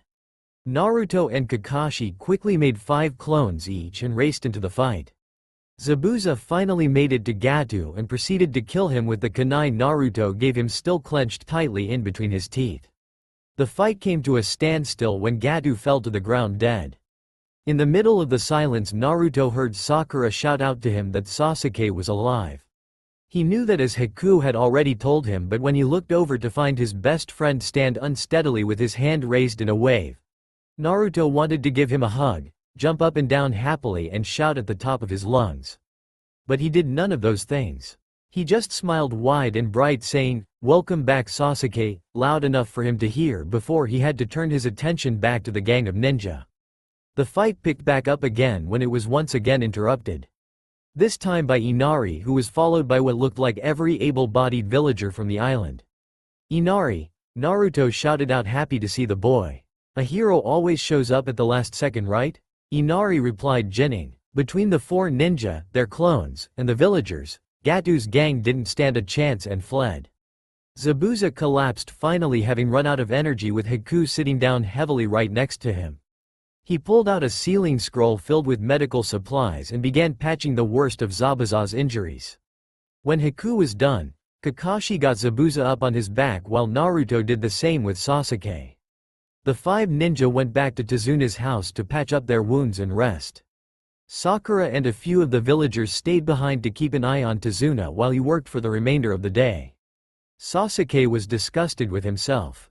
It wasn't enough that he had needed Naruto's assistance every step of this mission and they tied in the tree climbing exercise, but he had actually been willing to sacrifice himself for that dobi. Never again. Clearly he was a bit more attached to the blonde than he thought. He liked Naruto, he could admit that in the privacy of his own thoughts. But these feelings were a liability he couldn't afford as an Avenger. And he'd actually allowed himself to be taken down by that pretty boy Ice Freak, whom dead last Naruto had somehow taken down. Said Ice Freak was currently making time with his dobi. Sasuke felt no shame as he leaned out the window so he could eavesdrop on the 2 boys on the porch. "What are you 2 going to do now?" The sentence was spoken oddly softly for Naruto. He was attempting to be considerate for those who were already asleep inside. "I don't know. More of the same perhaps. Look for someone to hire us. Try to make enough money to follow Zabuza's dream. Zabuza wouldn't do that to you. He said he doesn't want you to be a tool anymore, that you aren't cut out to be an assassin. It's not that simple, Naruto-kun. It's not like we can settle in one spot with the price on his head. We don't have anywhere to go. Of course you do. You can come with us and live in Konoha. It'll be great. I'm sure Kakashi-sensei will agree. And you guys are super strong. Old man Hokage is sure to hire you both as Konoha ninja. I bet the hospital in Leaf would want you. You're really good with medicines and stuff. Haku giggled. Naruto-kun, you can't just make decisions like that. There are politics involved with taking in a missing nin, and no village will just take in strange shinobi. It's not safe. We could be spies or assassins there to kill the Hokage or kidnap clan heirs. Gramps can take care of all that. He'll take you in if I say you're alright. And Kakashi-sensei can back me up. Haku smiled indulgently. We'll see what Kakashi says in the morning. 2 weeks later found Team 7 along with Zabuza and Haku, fully healed and rested, standing at the now completed bridge, saying goodbye to Tazuna and his family. They said their goodbyes and Naruto reassured Inari that he would visit when he could. The 6 ninja left, 4 happy to be going home, 2 hoping to find a home. The group chose an easy pace in deference to Zabuza's still healing injuries. Kakashi and Zabuza led the way, walking along leisurely, discussing jutsus and fighting styles. Naruto and Haku followed closely behind the 2 older ninja, the blonde's hands waving around madly as he described something, with Sasuke and Sakura behind them. Sakura would comment on whatever subject they were on at the time when Naruto paused for breath, and Sasuke would watch the 3 in sullen silence. Towards the end of the second day, Haku finally worked up the courage to ask a question he'd been curious about since he fought Naruto. He would have asked sooner, but since no one had spoken of it, he wasn't sure if it was supposed to be a secret or if it might be a sore spot for anyone. "Hey Naruto?" Haku spoke. He looked over to Naruto walking leisurely beside him with his hands resting behind his head. Naruto looked over to his new friend. "Yeah? Can I ask you a question?" he asked a bit shyly. Naruto looked at him curiously. He hadn't seen Haku act like this since their meeting in the clearing. For someone who looked so feminine, he was quite bold. He cocked his head quizzically and waited for Haku to continue. "Well, I was wondering, what was that red chakra you used during our fight?" Haku watched the 4-leaf shinobi become unnaturally still even as they kept walking. Sasuke glanced at his teammate sharply. No one had told him what had happened while he was unconscious. He had just assumed that Naruto had gotten lucky during the fight with Haku. What he knew he learned from Sakura, but it seems like she didn't see much more than he did. Naruto glanced up at his sensei for some type of directions. Kakashi noticed the look when he peeked over his shoulder at the younger ninja. He stopped to turn and stand in front of his student. "That one is your secret to tell. No one else can, you understand? If you tell them, they must know the consequences of telling or discussing this with anyone else besides those of us standing here." Naruto's gaze returned to Zabuza and Haku, who had been watching the conversation with interest. Sakura stepped up behind him and placed a hand on his shoulder while Sasuke stood closer than he normally would. The Jinchuriki smiled at his teammates, once again thankful that they had found out about the Kyuubi, and nodded up at Kakashi. He made his decision. If anyone would understand and not judge him, it would be these 2. Haku and Zabuza followed behind Kakashi and the 3 young ninja. Naruto was more subdued now, and Haku was almost sorry he asked and wiped that brilliant smile off the blonde's face. "Well, we might as well make camp before we explain. No sense in standing around here where anyone might happen along and overhear," Kakashi stated and walked off toward a clearing they could see through a break in the trees. Once they made camp and ate supper, the 5 younger shinobi sat around the fire with Zabuza while Kakashi sat a little ways away leaning against a tree with his book propped in front of his face. Naruto sat in between Sasuke and Sakura, nervously tugging on the hem of his pants, while Haku and Zabuza sat facing them and waiting patiently for him to begin. Naruto lowered his eyes to his hands folded together in his lap. I don't know what they teach in the other hidden villages, so I'll just start from the beginning. So almost 13 years ago, the Kyuubi no Kitsune attacked Konoha. The Hokage at the time, Minato Namikaze, fought it that night. That same night, shortly before the Kyuubi showed up, a baby was born, and when the Hokage figured out that it could not be killed, he sealed the Kyuubi in a baby, the same one born that night, me. He finally raised his eyes to the 2 figures seated across from him. Haku looked back at him thoughtfully for a moment. "Did something happen with your seal?" Naruto had expected a question along that line, and thankfully he had an answer after Kakashi had spoken to him the night of the battle after everyone fell asleep. He shook his head. Kakashi-sensei checked my seal and said it looked like it was still intact. He's not as good with seals as the fourth was, but he said that since my seal was undisturbed it sounded like the high emotional situation and my own lowered chakra reserves caused me to tap into the Kyuubi's chakra. Haku inclined his head in understanding. Can I ask another question? Naruto nodded his assent and waited. Are those because you have the fox sealed in you? Haku asked curiously, poking at his own cheeks, then giggled at the dumbfounded look on Naruto's face. That was not a question Naruto expected, and he had no idea how to answer. The marks on his cheeks had always been there, he didn't notice them and no one had ever asked about them. He shrugged and looked over to his sensei. If anyone would know, it would be him. Kakashi, who had been listening to the conversation, lowered his book, marking his place with a finger. I believe I may be able to answer that, but it's only a theory. He spoke directly to Naruto while everyone else listened. You know the story of your birth and who you were born to. Naruto nodded and Kakashi continued. Well, I didn't get to see you right away, but from what the third told me when I asked, you had those marks when you were born, however they were lighter until the Kyuubi was sealed in you. Naruto looked a little surprised at the information, then Haku spoke up again. When you use the Kyuubi's chakra you gain more of its features than just the whisker marks you already have. That's why I asked. This time it was Kakashi who asked the questions. What do you mean? What kind of features? Naruto looked between Haku and Kakashi apprehensively, not sure if he really wanted to know how much like the fox he looked like. Don't worry Naruto, Haku reassured him.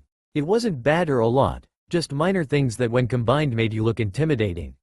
You gained these black marks around your mouth and eyes, your canines grew larger and sharper, your nails grew into claws and your whisker marks darkened.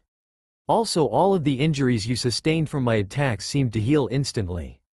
Haku never took his eyes off Naruto, who was listening as intently as everyone else. Kakashi perked up at the new information. Do not put any of this in your reports, you three. We will discuss this with the third after we hand them in. Zabuza and Haku, you will not mention any of what you heard or saw here, with anyone beside those of us here and the Hokage. There is a law in place to protect Naruto. It wasn't the entire truth, but it would work for now to keep them from talking to anyone else about the Kyuubi. The five ninja nodded at the orders from Kakashi when Zabuza finally decided to make a comment. When you learn to use that chakra productively we need to spar. He said, seriously eyeing Naruto. The comment startled a laugh out of the blonde. Once he got started, it was difficult to stop. The relief seemed to just open the floodgates and laughter came pouring out. It was such an innocent statement after such a big reveal, and neither of them were looking at him any differently, except maybe Zabuza, who believed he would become stronger. The thought made him happy. When Naruto finally stopped laughing, he promised Zabuza his spar, and Kakashi made them all turn in early in preparation for the long day ahead of them. The group reached the village shortly after lunch the next day. At the gates they signed in and sent 2 Anbu ahead to inform the Hokage about Haku and Zabuza. Naruto stormed into the Hokage's office excitedly, with everyone else following behind at a more sedate pace. The Sandaime watched as his self-proclaimed grandson paced his office, ranting and raving about the mission before he stopped and excitedly told him that he pointed at Haku and Zabuza, were joining the village. The Hokage watched Naruto with fond amusement until he was finished speaking and took a good look at the 2 newcomers. You two are? He asked after taking a puff of his pipe and blowing the smoke above his head slowly. The 2 ninja moved to the front of the desk and bowed respectfully. Momochi, Zabuza and Haku. Zabuza introduced the both of them. And what is it you are here for? We would like to become shinobi for Konoha if you will allow it. I see. Well, seeing as you are a missing nin at the moment, there will be a few things we will have to go through in order to make you a ninja of Konoha. Your young friend, Haku, on the other hand, will be a bit easier since he is not classified as anything. The Sandaime stated as he puffed on his pipe. Yes, Hokage. What exactly would be required of me? Zabuza asked curiously. It wasn't like he'd refuse, not when it came to a place they could finally call home. Somewhere Haku wouldn't have to worry about being killed because of his bloodline. First I would need you to meet with the head of T&I, Ibiki Moreno, to gauge your intentions. Then we would need to test your skills. However, hearing your exploits, I'm sure you're at least Junin in level, and then there's the paperwork required to instate you as a citizen of Konoha. If everything checks out, and you will be on probation for about 1 year. Any offenses during that time and you will lose your right to be a ninja and citizen of Konoha, as well as be forced to leave the village, and I assure you, you will be watched for the duration of your probation. Haku will have his skills tested at the same time as you and will be required to do the same paperwork. For now though, I will summon Ibiki and you will go with him while I hear the report from Team 7. I'm sure I will receive a good report from Ibiki, so when I am finished with Team 7's report I will arrange suitable living arrangements for you too. He finally concluded and waited for a response from the two shinobi. Just one thing, Hokage, if I may make a request? Haku asked the older man, who nodded. When you arrange where we are to live, will you make sure it's big enough for me and Zabuza? Certainly. Now if there is nothing else? Just one more thing, Hokage. Once we are established as citizens of Konoha, I would like to officially adopt Haku as my younger brother. He needs a suitable family name to go along with his fresh start here. Zabuza stated calmly. Is this an agreeable arrangement, young man? The Sandaime asked, looking back at the younger ninja. Haku nodded at the Hokage and looked up at Zabuza, happy tears shining in his chocolate-brown eyes, and smiled brightly. Today could probably be counted as the best day he's had in such a long time. He was gaining a home, family, and friends, one among them who understood him better than anyone. He looked back at said new friend who was practically vibrating with excitement. His teacher had a hand on the blonde's shoulder keeping him in place, but it couldn't stop the wide grin stretching across the blonde's face. Haku beamed back, basking in their shared euphoria. At some point during the exchange the Hokage must have signaled to one of the Anbu situated around the room, because a knock sounded at the door and a tall, intimidating scarred man walked in when prompted to do so. The Hokage gave a few instructions and introduced Zabuza and Ibiki to each other before the two left the room. After the two older ninja had left the room, Haku moved back to Naruto's side where he stood quietly while Kakashi gave a much more detailed report than what Naruto had when he first entered the office and informed him of the incident with the Kyuubi's chakra as well as what Haku observed.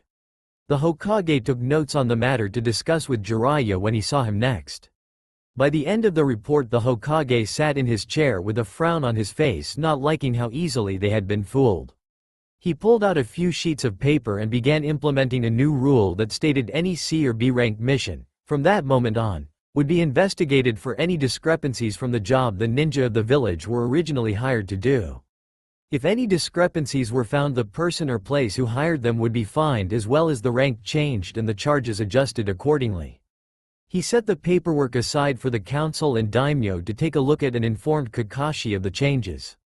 By the time the Hokage had finished speaking, Ibiki was back, followed by Zabuza, who was looking pleased. Ibiki set a piece of paper down on the desk in front of the Hokage and was dismissed. The Sandaime looked over the paper quickly and set it down with a smile.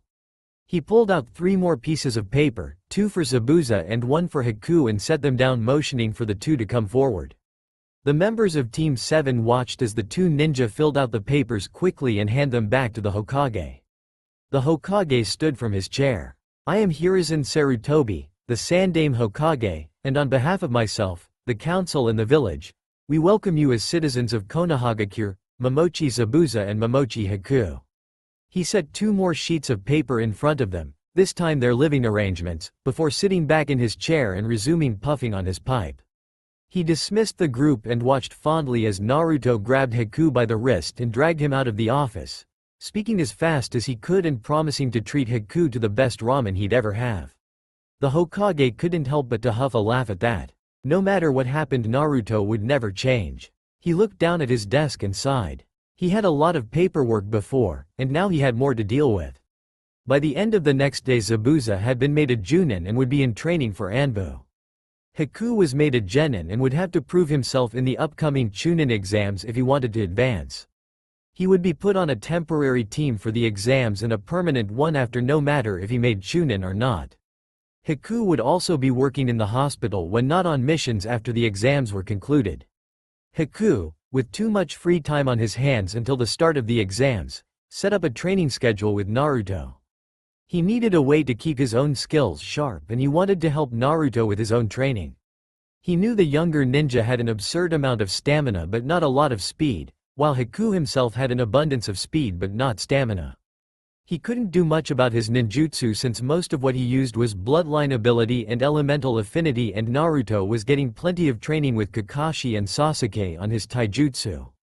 For 3 weeks Naruto and Haku spent every day that he wasn't with his team together. From dawn to dusk they trained relentlessly. Some days Kakashi would sit off to the side offering a little advice if it was needed, but that wasn't often. Every time he sat in on their training he became more and more impressed with how fast Naruto was improving. Sakura would occasionally take time to sit and watch the two boys train, and every day she grew more amazed when she could see the change brought about in her teammate in such a short time. She was proud of him and happy they had become much closer now.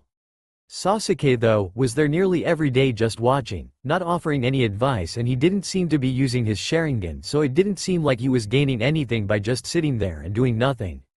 But he sat in the same spot day after day with a scowl on his face and just watched the two spar. Sasuke bit back a growl as Haku once again praised Naruto's growing skill. Before Haku, Sasuke had gotten used to seeing Naruto every day. Normally, he bumped into the blonde regularly on his days off and was either dragged along to something social and frivolous or allowed himself to be challenged to a spar. Now, that girly nin was plastered to the Dobi's side in all of their downtime. If that wasn't bad enough, Haku had somehow displaced him as Naruto's favorite sparring partner. He hated to admit it, but without Naruto, he'd had to triple his stamina training. Not that it was doing him any good. Every time he sparred with the Dobi anymore, he could feel the distance between their abilities shrinking. Naruto had almost knocked him on his ass with a surprise kick last time. His own intensified training regime seemed to be having no effect at all. Sasuke had taken to watching Naruto's training in order to figure out their secrets, but so far all he'd seen was that cross-dressing, doe-eyed, pretty boy throwing himself at Naruto at every opportunity. It was always, "Let's eat together Naruto-kun," "You're improving so fast Naruto-kun," or, "You're too kind Naruto-kun. I'd love to see more of the village with you." Naruto was his, damn it. Now he had to keep watching them just to make sure the pretty teen didn't try anything. By the end of the 3 weeks Naruto's speed had increased exponentially and he was able to dodge most anything Haku would throw his way.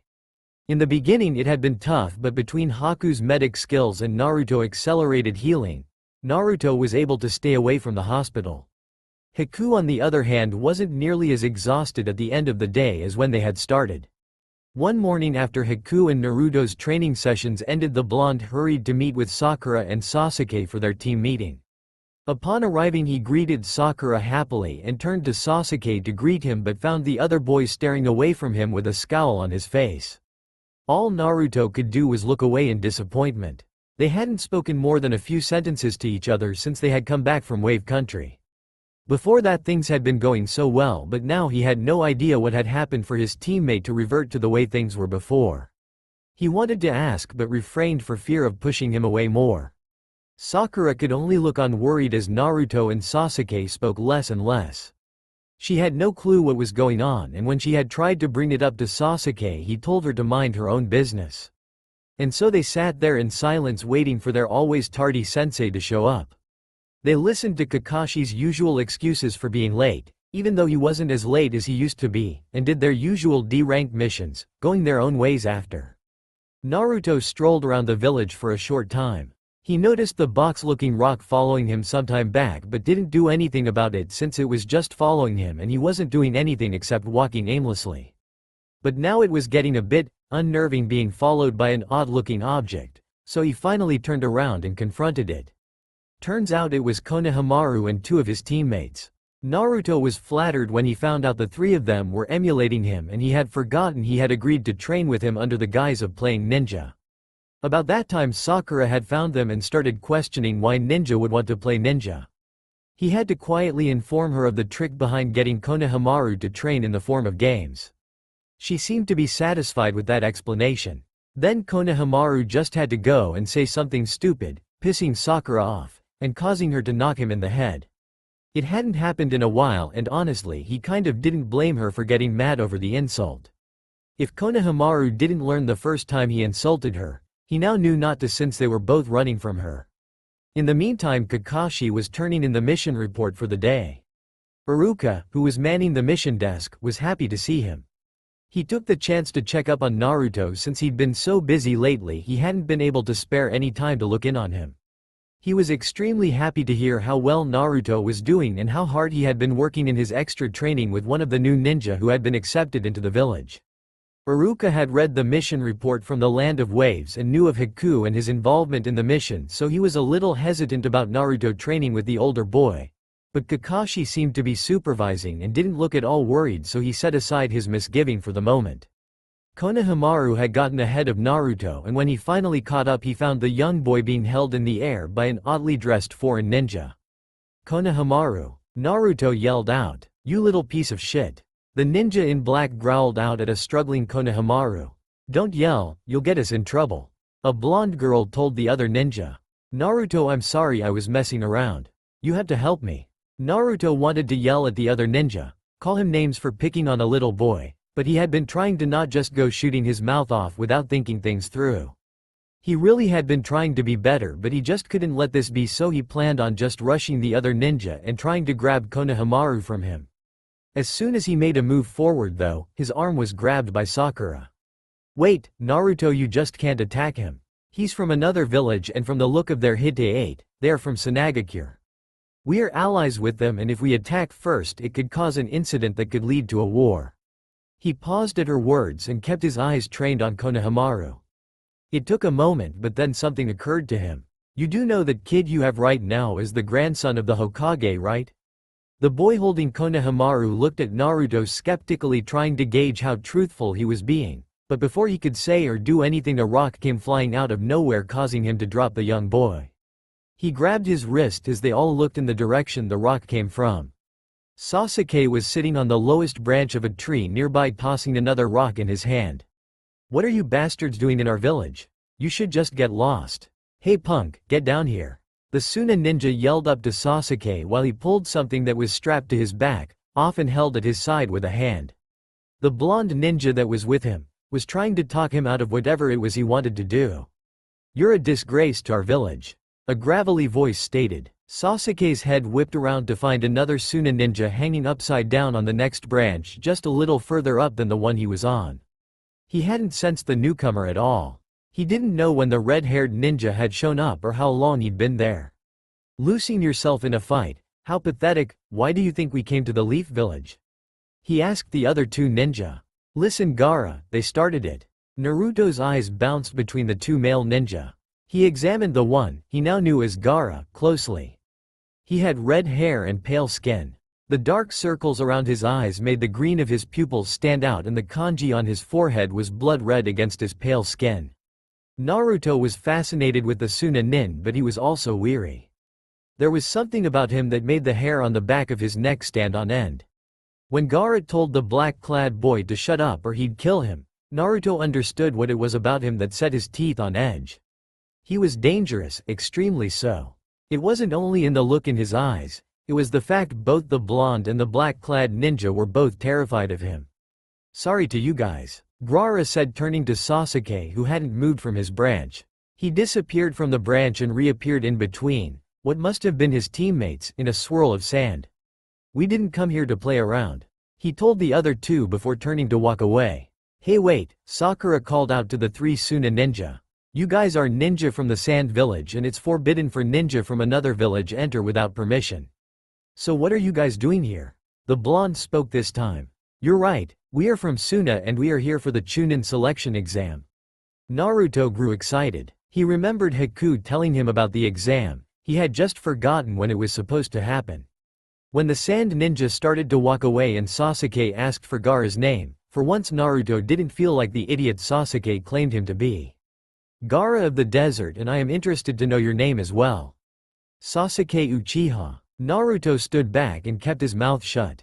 He didn't want to draw attention to himself from these ninja just yet. The next morning when Kakashi appeared in a puff of smoke, it wasn't missions he was informing them of. "This is sudden, but I've nominated you guys for the Chunin selection exams." His students looked at him a little stunned before he snapped them out of their stupor. "Here are your applications," he told them, holding out 3 pieces of paper for them to take. In his excitement, Naruto jumped on Kakashi, squeezing the older ninja around the neck. "Kakashi-sensei, I love you." Kakashi could only chuckle at his student's enthusiasm before trying to pry him off. "This is just a nomination. Those who wish to take it should sign those papers and turn them in at room 301 by 4 p.m. tomorrow. It is up to each of you whether or not you take the exam. That is all," he told them before disappearing. They walked along together, each of them lost in their own thoughts. Excitement, Naruto; anxiousness, Sasuke; and trepidation, Sakura. That night they filled out their forms, Sakura with more than a little hesitation.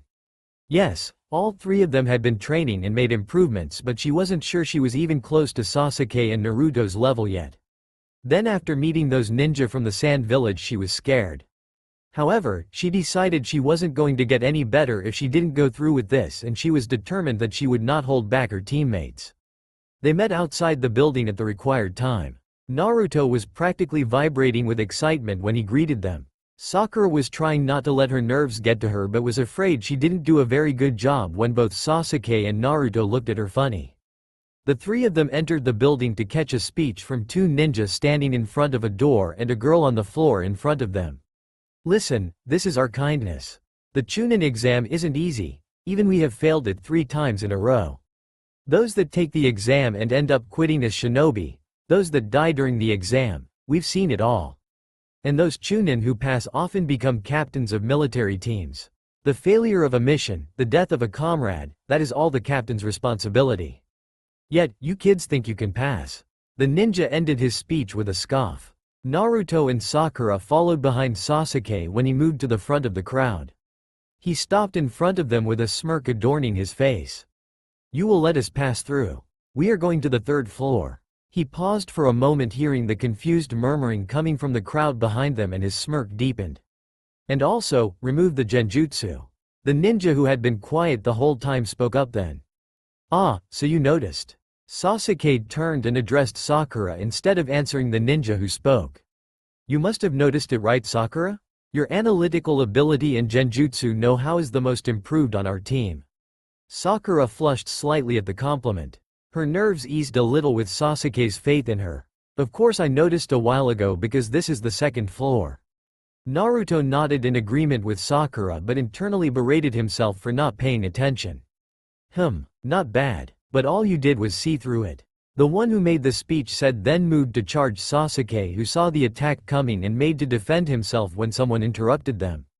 Naruto, Sakura and Sasuke watched as 2 boys and a girl started discussing keeping a low profile.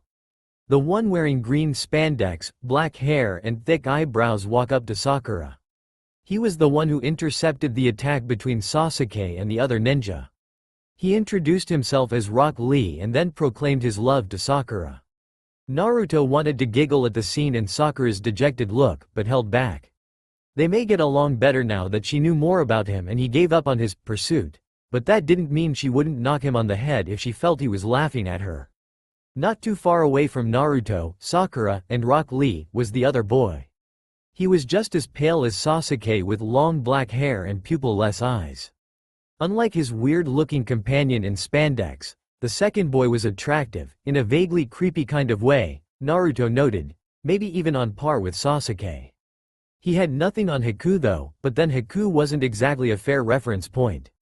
Naruto was starting to think he had a bit of a fetish for boys who looked like they'd never spent a day in the sun. "Hey you," bushy brows called out to Sasuke. "What's your name? When you want to know someone's name, you should give yours first." Sasuke replied, "You're a rookie, right? How old are you? I don't have to answer that." Sasuke replied once more, this time with a growl behind his words. Sakura chose that moment to interrupt whatever the other boy was going to say. "Sasuke, Naruto, let's go." She grabbed them each by the wrist and dragged them along the hallway that was once a door. They hadn't gotten too far when a voice called out, "Hey, guy with the dark eyes." The 3 of them stopped and turned, looking up to where the voice had come from, and found Rock Lee looking down on them. "What is it?" Sasuke asked, now getting annoyed with the delay. "Will you fight me right here? A fight right now?" he asked in disbelief. "Yes," Rock Lee replied and jumped down to land in front of the 3 teammates. "My name is Rock Lee. When you want to learn a person's name you introduce yourself first, right?" Uchiha Sasuke. So you knew? Rock Lee ignored the question and continued. I want to fight you. I want to test my skills against the child of the genius ninja clan. Sasuke scowled at the mention of his clan. Challenging me knowing the Uchiha name, frankly I think you're a fool. You're about to learn what my name means. He told Rock Lee arrogantly. Rock Lee smiled a grim smile and took his stance. He stood straight, feet together, one arm behind his back and the other held out in front of him, palm facing up. Please. Naruto stood back watching, his hands clenched into fists. He was so tired of being underestimated, but he had been slowly realizing that sometimes that was a good thing, and no matter how much he would like to not be ignored, right now, during the exams, being underestimated was for the best. So he gritted his teeth and stayed out of the fight. When Sasuke made no move toward Rock Lee, he spoke again. I'll say this. You guys cannot defeat me because right now, I am the strongest Leaf Genin. Sasuke decided to take the challenge. There was no better time than now to test his skills against someone who had stopped one of his attacks as well as the person who had been attacking him. Sounds fun. I'll do it. Sasuke, we don't have time for this. We only have 30 minutes to get to the meeting. Sakura yelled at her teammate. I'll be done in 5 minutes. He said arrogantly and charged toward the other genin who had just stood by patiently. When Sasuke got close enough, Rock Lee spun and aimed a high kick at his head. When Sasuke dodged the kick, Rock Lee dropped low to the floor out of his line of sight and spun again, aiming for Sasuke's head once more. Sasuke saw the attack but knew he wouldn't be able to block it, so he tried to guard against it. He thought that might have worked until he found himself flying back and sliding across the wood floor. Sakura and Naruto watched in shock. It had looked like he blocked the kick from their point of view and didn't understand how Rock Lee had gotten through. Sasuke pushed himself up on his hands and knees, looking back at the other boy. He tried to puzzle out how he had gotten through his guard but just didn't understand. He climbed to his feet and smirked, turning to face Rock Lee again. He had been working with Kakashi a little on his Sharingan, he now had it in both eyes, and up until this point he hadn't used it. This would be the perfect opportunity to practice in a real fight, and if he was using some type of genjutsu or ninjutsu he would be able to see it this time. Rock Lee noticed the change. This was his first time seeing the renowned Sharingan. He watched Sasuke charge him once more. Rock Lee moved as fast as he could and this time dropped to the floor, aiming a kick up under the Uchiha's chin and landing the attack. Sasuke was stunned. The other ninja was using neither ninjutsu nor genjutsu. It took a split second for him to come to this conclusion before Rock Lee was just there behind him as he was still flying through the air. My techniques are simple taijutsu, Sasuke. Your eyes may be able to read my moves but your body isn't fast enough to react to them. I am not able to do ninjutsu or genjutsu, so my sole focus has only ever been taijutsu. You may be a genius, Sasuke, but I have worked my whole life to get where I am now, and I will prove to you that hard work will triumph over genius. Sasuke wondered what he was planning when Rock Lee's next move was interrupted. That's enough, Lee. Everyone looked shocked at a giant turtle that appeared to be talking.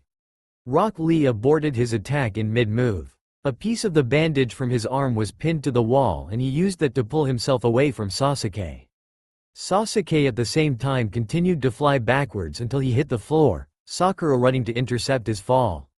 Naruto was stunned. Rock Lee was fast. He didn't know who might be faster, Haku or Rock Lee, but he wanted to find out. Someone who could only use taijutsu and was skilled enough to bring down Sasuke, Naruto defiantly wanted to fight him. The three of Team 7 watched Rock Lee get down on one knee. So you were watching? Lee, that technique is forbidden. I'm sorry. Lee replied, his voice small compared to how loud it was earlier. Rock Lee shrank back from the look the turtle had given him. It left the others confused and trying to figure out what was going on. I wasn't planning on using the other one, he explained to the turtle. They watched the turtle scold Rock Lee more before there was a puff of smoke that appeared on the back of the turtle. When the smoke cleared, the three of them were dumbstruck. On the back of the turtle stood a man in the goofiest pose and was an identical copy of Rock Lee, just older and taller. They watched in shock as the older ninja punched Rock Lee in the face. The scene that followed was so overly dramatic there was no way to describe it, and it left the three genin speechless. All Sasuke could think was, he couldn't believe he lost to someone like that. They found out the man's name was Guy and he considered Kakashi his rival. I am stronger than Kakashi, 50 wins to his 49 losses. They looked up at him in disbelief. What they didn't know was what those challenges consisted of. You guys and Lee should head over to the classroom. He threw a kunai at the pinwheel, knocking it from the wall and releasing the bandage that was pinned to the wall. Naruto watched Rock Lee rewrap his hands with the now freed bandage and silently noted the intense scarring along the knuckles of his hand. As Lee took off for the classroom after admitting to lying about being the strongest genin, the three teammates followed behind slowly. Without thinking about what he was saying, he spoke low enough for the other two to hear him. That guy must have trained really hard every day. More than you. That's all it is. Sasuke clenched his hands into tight fists at the words and scoffed. He shouldn't have lost to that idiot. He should have been strong enough to beat anyone here, but that guy made it seem so easy to beat him. He would just have to work harder, be better. It was a challenge he was up for. He forced his hands to relax and put a smirk back on his face. These exams are getting fun. Naruto and Sakura smiled at his change in attitude and words but agreed with him, and when he asked if they were ready to go they matched his enthusiasm and continued on. When they finally reached room 301, Kakashi was there waiting for them. He explained what would have happened if only two of them had shown up and wished them luck before disappearing and allowing them to enter the room. And so the Chunin exams begin. That's all for now. If you enjoy, then please like, share and do comments.